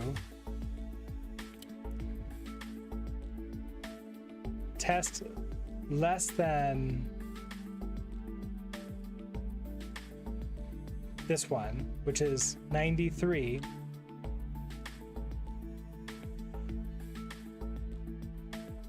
Oh, okay. So you need to be, because you're 93.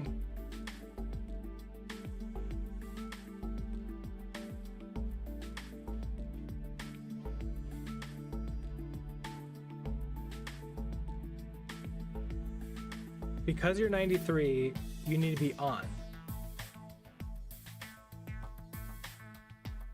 And the problem is that you're greater than this. Why did the other one work for this? Okay, so test the less than this from this one. No, less than this from X1.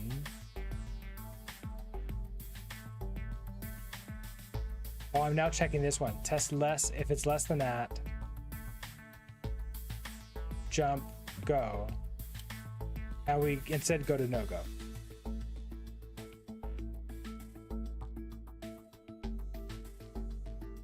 So we want to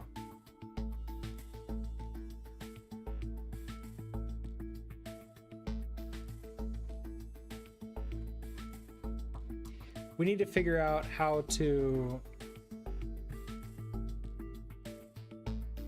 test. Okay, so if you're, here's our test for greater than X over, if you're greater than this,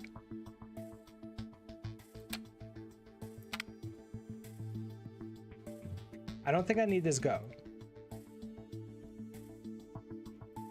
Okay, so test greater than, if you're greater than this, I can just test to see if you're greater, right? I wish I could do something like that.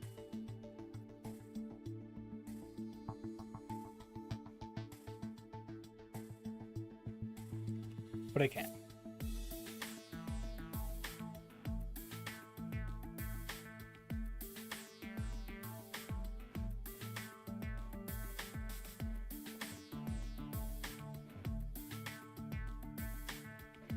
Okay, so test greater than 0, 1.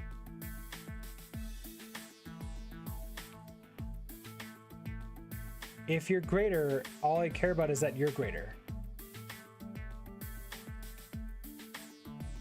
I wonder if we can be a lot smarter about this by instead storing something in the accumulator, like store like a 1 in the accumulator or a 0.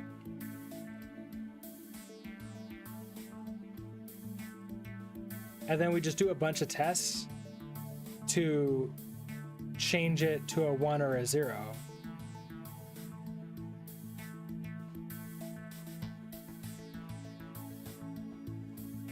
And at the very end, we check to see if you're a 1, you go. But I don't know if that would work.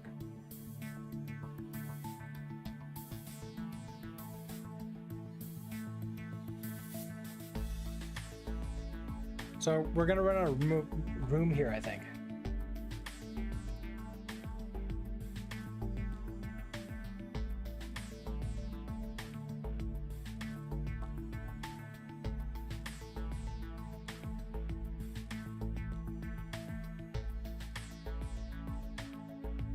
So if you, I need to now test greater than P1 X0 and then jump to go. I can't test also less than that. That's not going to work. This should, yeah, this fails everything.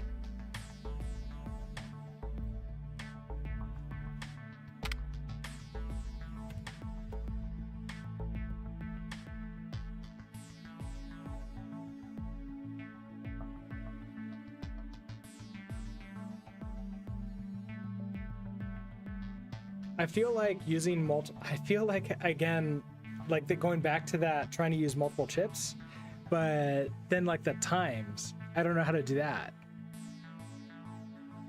Or rather, So that's that. I don't think like I don't know how to do that is the right words. I think it's more of my thinking isn't in the correct. Like I'm thinking too much like a software developer as opposed to like an electrical engineer.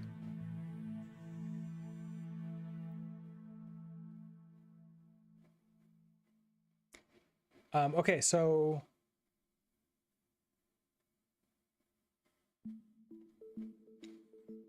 can we change this around and maybe test something very different? Like let's say I grab another one of these and we try something different. If I say,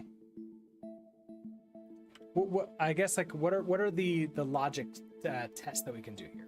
We can test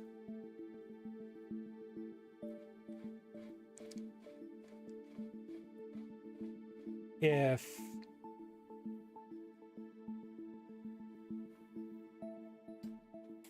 P1 is greater than, okay, so test if equal like P1 and X0. So if that's equal, they're going to move 1 to ACC. So let's say I do something like that. At the end, we're going to test this.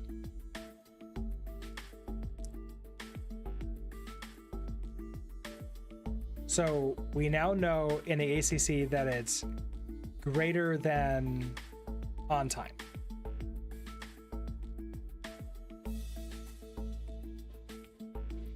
If on time is less than off time,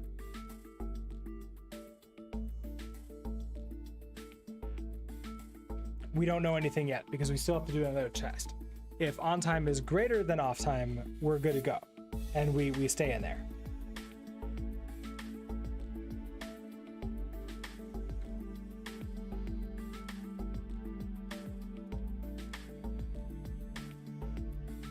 So what's the next test? If we're less than off time.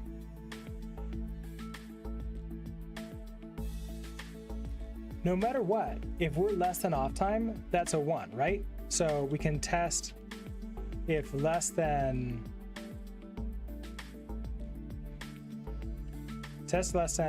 P1 X1, move 1 to ACC. Maybe we start with off time. Maybe we start by saying, okay, test if less than P1 X1, move 1 to ACC.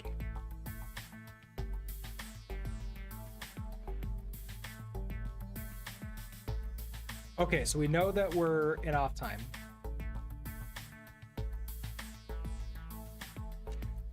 Now we are, okay, so maybe I jump to end too.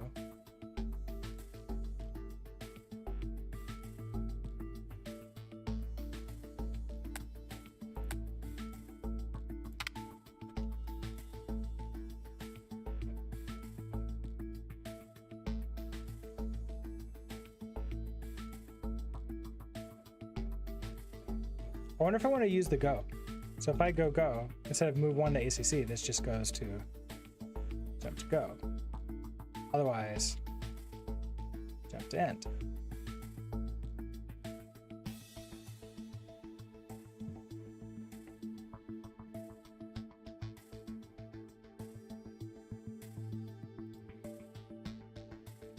I wonder if I need to do something like that too.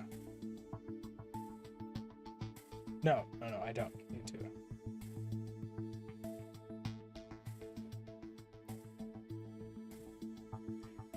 Okay, so if we're less than off time, we're going, no matter what. If we are, oh, and I think we have to test equality too. So test equal from P1 to X1, jump to go. Okay. So we're less than that. Greater than off time only works if on time is greater than off time.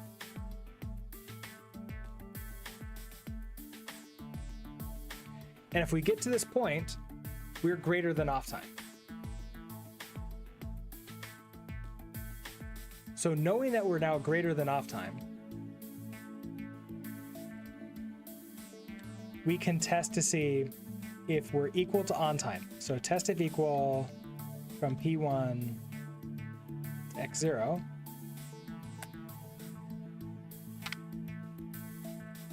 Then we're always go to, right? So jump to go.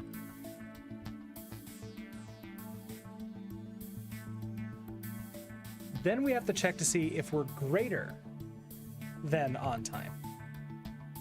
So if we're, okay, we know, at this point, we know we are greater than on time. We don't have to check for it. We know we have to be.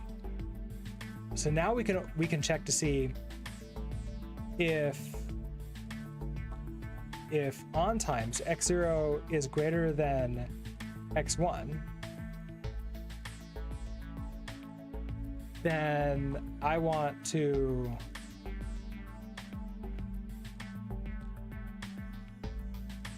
jump to go.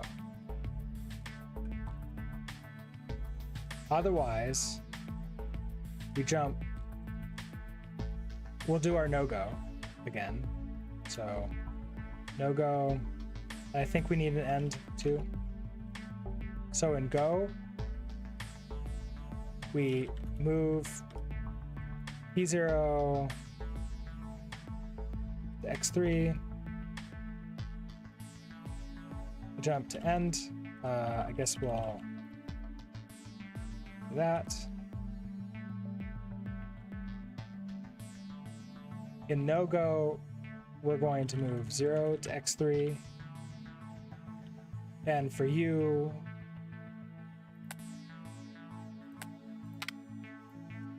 we're going to sleep 1.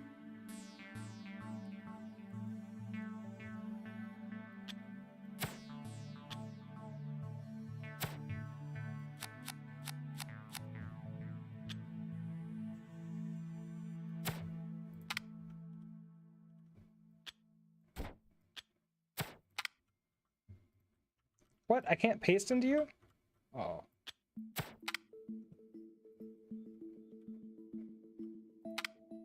Oh, that's so weird. That doesn't make any sense. I can type into you, but I can't paste.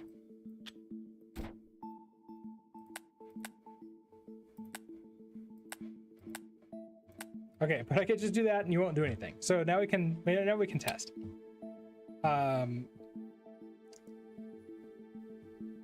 Part not sleeping. Block on read. Oh, because you're okay, fine. I have to drop everything. So goodbye. Okay, so you immediately fail here.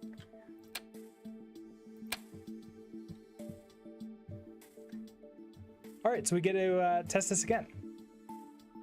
So 88, are you equal to X1?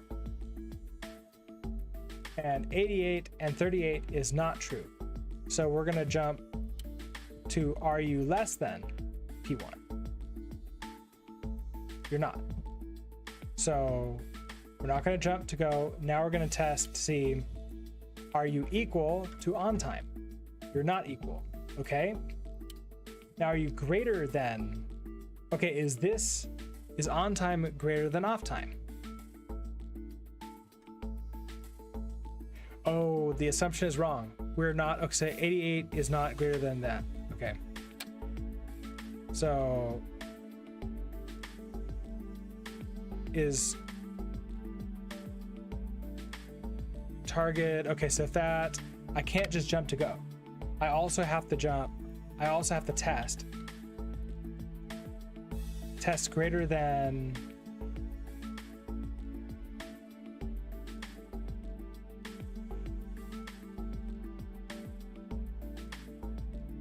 okay, I'm getting lots of text messages. but they're not urgent or important. Okay, so if I test greater than P1 X0, then we jump to go. Otherwise, we're just jumping to no-go.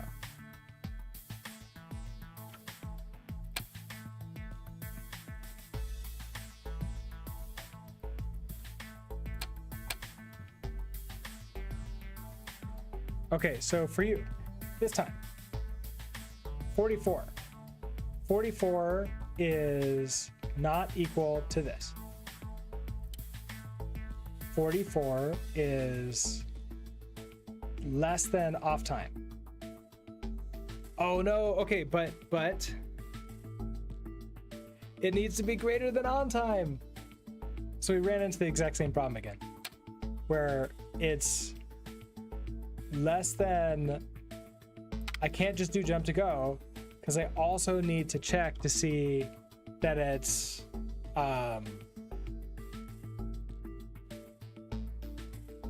I also need to see that it's the other one. That kind of sucks. Okay, so I can maybe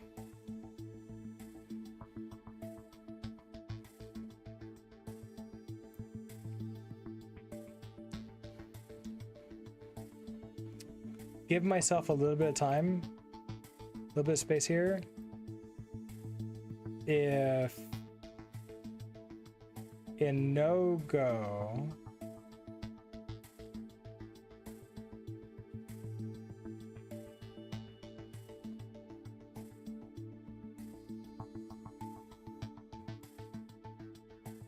I wonder if I don't need the jumps to goes and I can just like get by with half the code.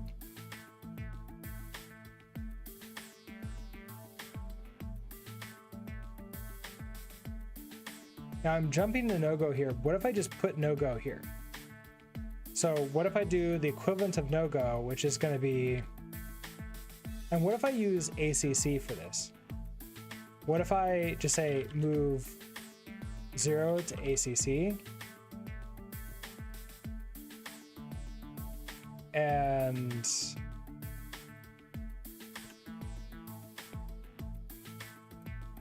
what if up here the first thing we do is move P0 to ACC? So no-go, all no-go does is resets ACC. And then in go, I don't need to jump to end anymore. This will just move ACC to X3, whatever that is. And then we sleep 1. I don't need an end. We just sleep 1.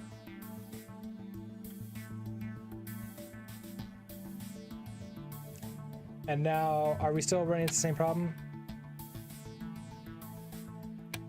Yeah. Okay. So we haven't solved the problem yet. So this is. I want to see it again. Okay. So it's 44 is less than on time. Oh, okay. So if it's less than on time, it also needs to be greater than on time. So it's less than P1 X1. So before I do jump to go, I also need to check to see, are you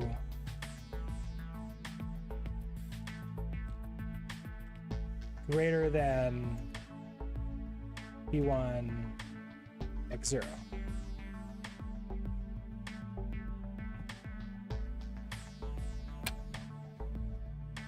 No, that doesn't. Okay, that breaks it all. Okay, so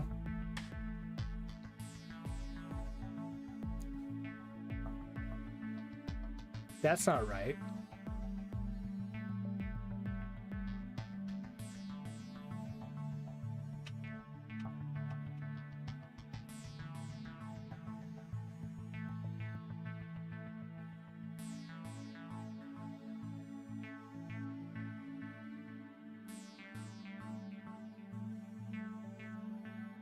So it's the same problem in the end. We either run into it when we check on time versus off time, because there's no assumptions we can make. We have to check all the cases. We have to check if it's greater than on time. We have to check to see if on time is greater than off time. If it's less than off time, we have to check to see that it's basically it's like that between. So if I check, I do like this idea of like just move you straight into ACC, and then we either zero it out and end right away, or we keep, or basically we just go through and zero it out if it fails. So I think we have to restart over again and try again. So we're going to start with moving P0 to ACC. So we're going to assume that we're in a good state, I think. Well, okay, we can assume that we're in a good state, or we can assume that we're in an off state, so on or off. And then we can check to see if we're wrong on that.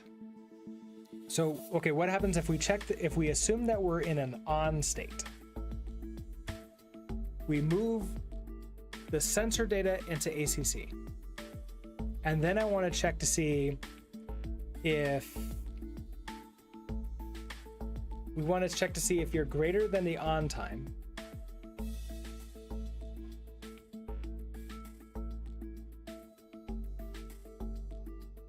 Because no matter what, it has to be greater than the on time, right? So if your test, no, I'm testing the opposite. We're assuming that we're on. I don't have to test to see if we're greater than that. If we're less than the on time,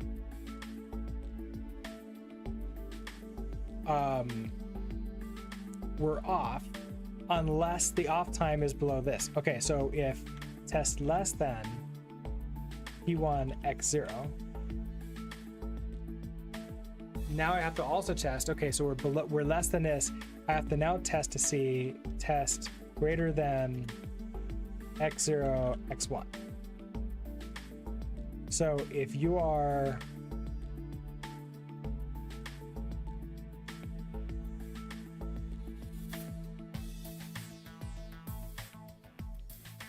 greater than, now I want to see that you're less than this. So test less than P1. No, again, we're testing the opposite. I'm not testing wrong, I'm testing if we're off. So I want to test greater than P1 X1. If we're greater than this, we're off. We're going to move 0 to ACC.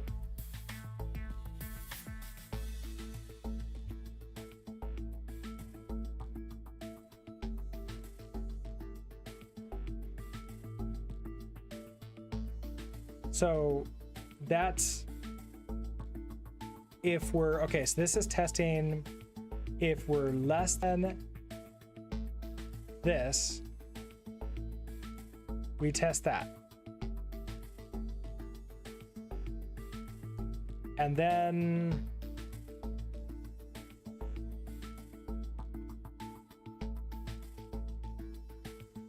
okay, so we start with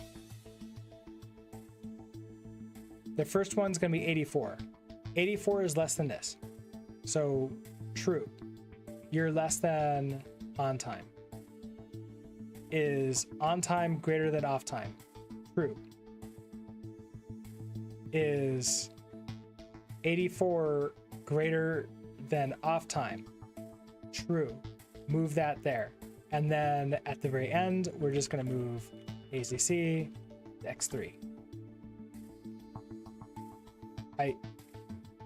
I don't think it's going to be this simple.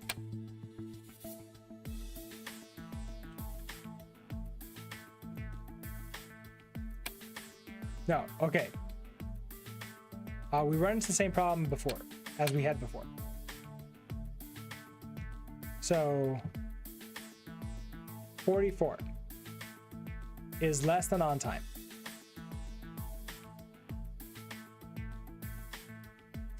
Because off time is now greater than on time. So,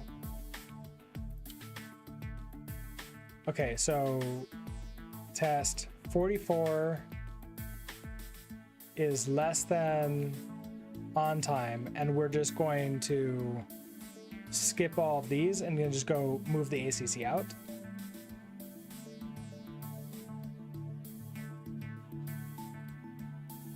Oh, I improperly go up when I don't want to. So do I go to the next 0?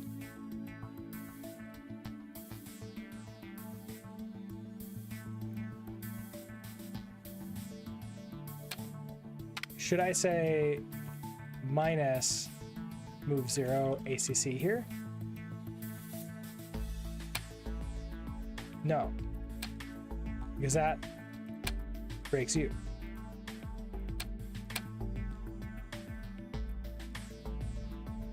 Oh, an ad break started again. Sorry I didn't get your warning. I didn't notice that one.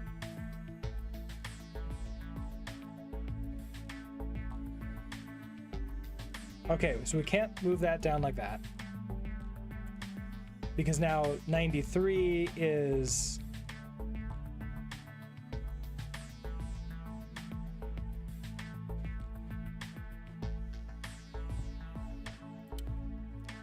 test less than. Oh wait, equal to? Wait, less than is also equal to? No, because, okay, so that's the problem. Okay, so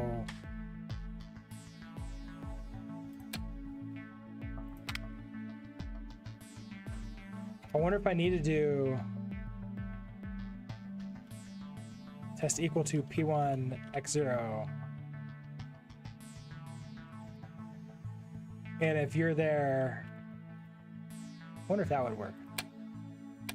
No. So that doesn't do the thing.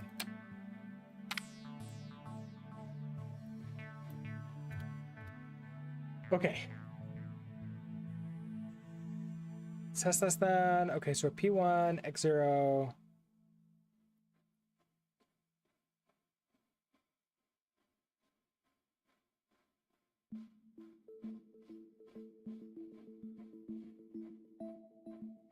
If you're less than that, but the on time, this works up until we get to the next breakpoint here. So 44 is less than off time.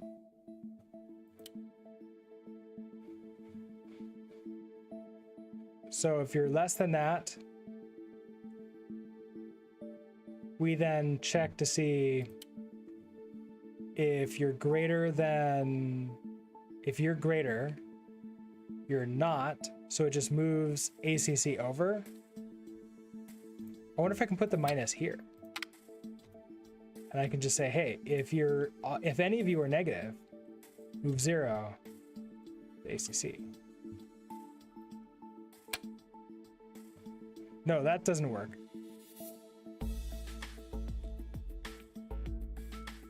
Oh, because I have like true or false move 0 to ACC.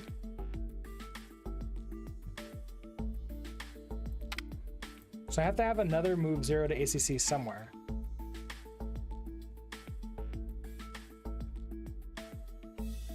It can't be there.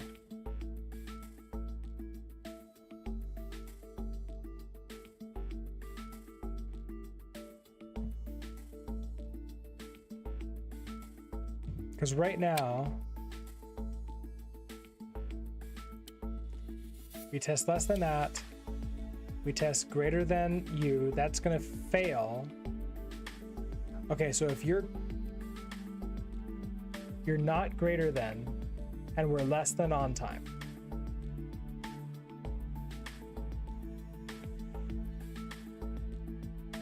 Shouldn't that mean we just set it to no?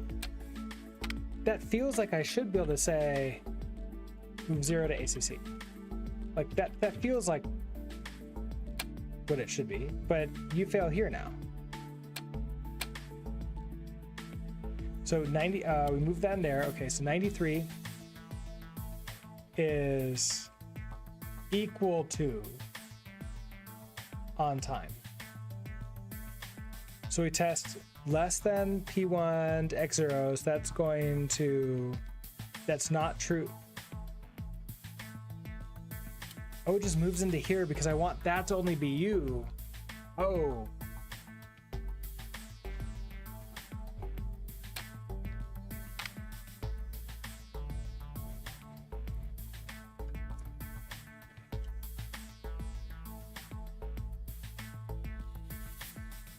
I think I do have to handle the equal case.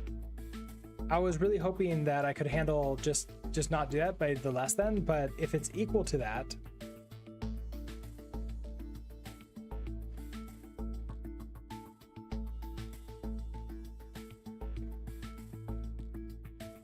okay, so if you're,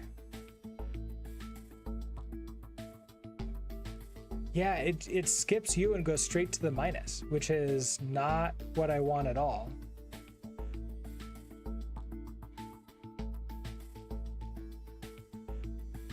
Now, is there the equivalent of like the jump number of lines that we had in TIS?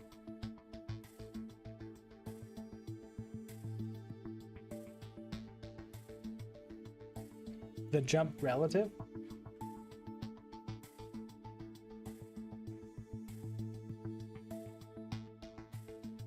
We're on a 6,000 bound. No, if that will matter because we're really working on a language.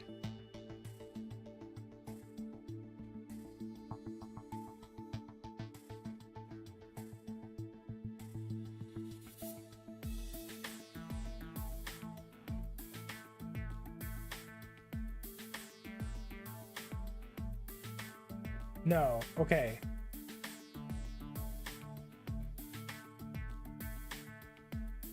There's no relative jump. Okay, so I have to jump.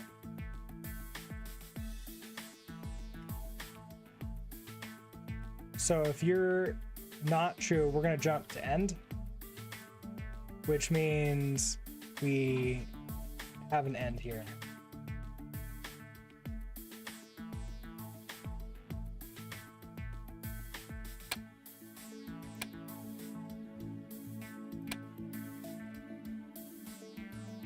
Oh, now you're failing.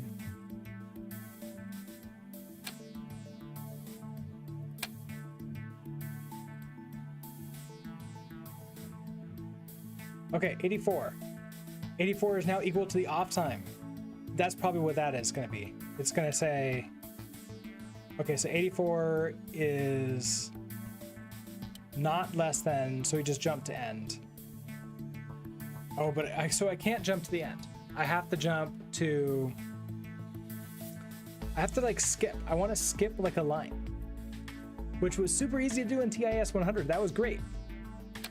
I need to not do, okay, so if you're greater than that, I need to basically go to the next test, right? It's like test greater than.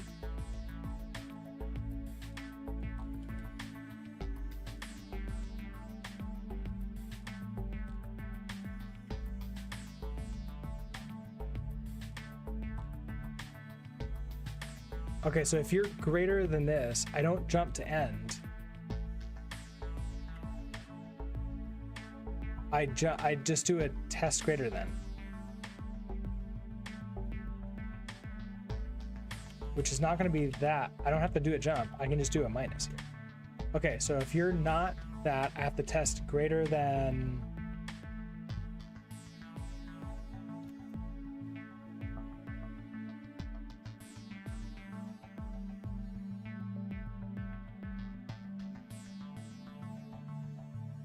No, okay, so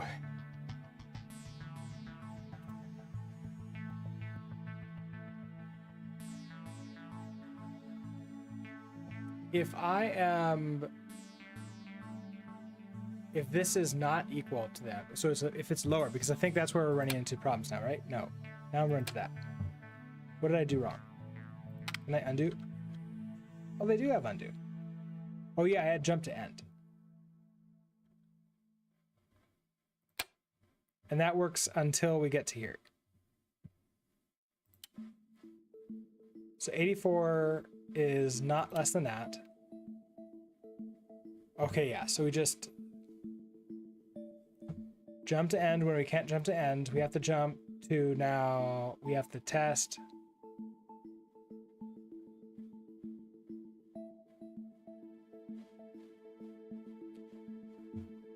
We still have to, if you're greater than that, but off time.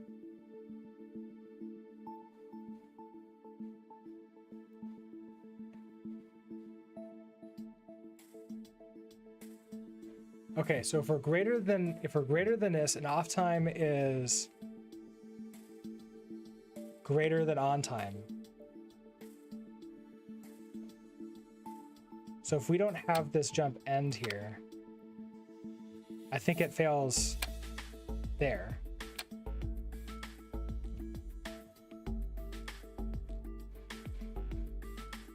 Because of the equality, I think.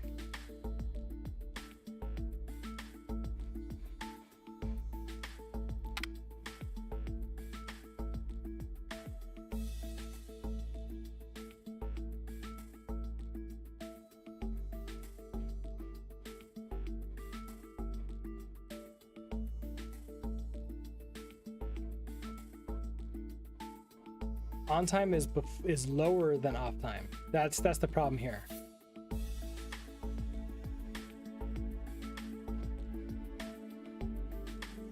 So I test to see if you're less than on time.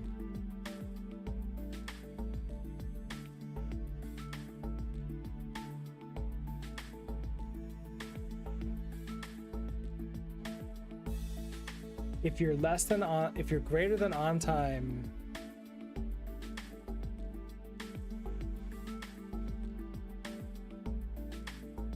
yeah, that part actually is weird to me. My brain is having trouble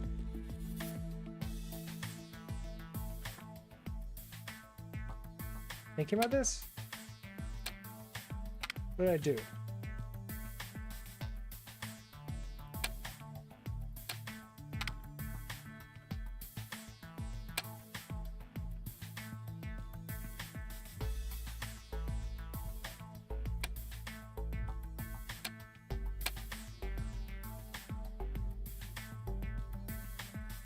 Okay, so with this logic, 44 is less than on time.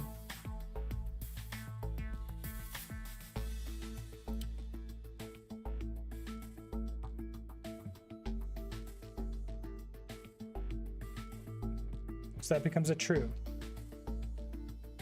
Then we're testing greater than off time, greater than on time to off time. You're not greater than on time or off time. I would really love to have a minus.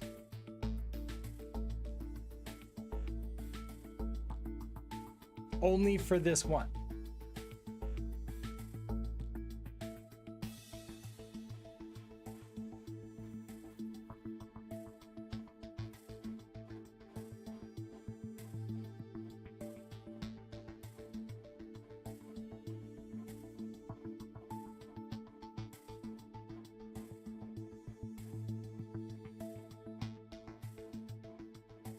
So you're not, okay. And this is where that other code was in there. I don't know, my brain is not working correctly, and I think we're going in circles with this.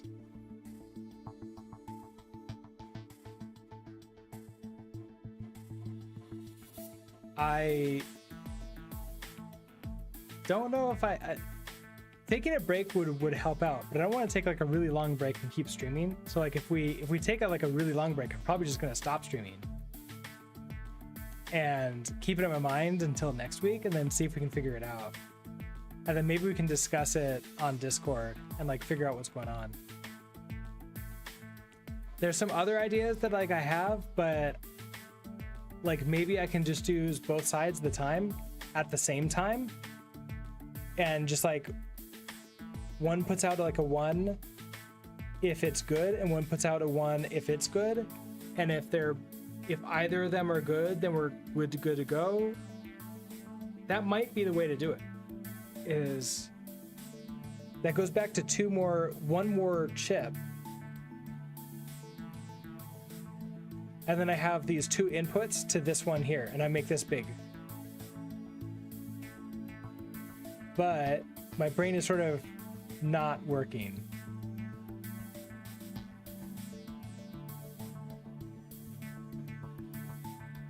I don't know. I'm thinking about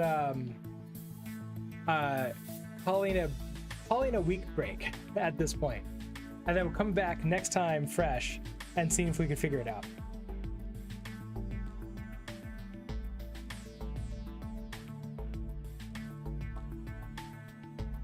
And then that would let me go get some lunch and try to, I guess, let it percolate in my mind. We can chat about it on Discord too. So I think that's what I'm gonna do. I think we're gonna take a break. We've been streaming for 4 hours or so we got a decent amount done in that time. So the plan is next Wednesday to continue on with this game and see if we can get any further. I don't want to like just give up on this. I want to figure it out and go through it. Worst comes to worst, we'll do what we did with the last game, and like I'll have to look up a solution, but I'll only do that if like we're totally stuck and like we run out of complete ideas to try. So I think we're gonna go ahead and end it, and then I'll come back to retry this again next time. So everybody, thank you so much for stopping by. We got a lot of puzzles done before this one. On Monday, we're continuing with the Git project. That should be at the normal time again, so 9:30 a.m. and then more you and Russ work for the LMS on Tuesday, and then this game again on Wednesday. So I hope that you all have a great rest of your day, and I will see you next time. Bye.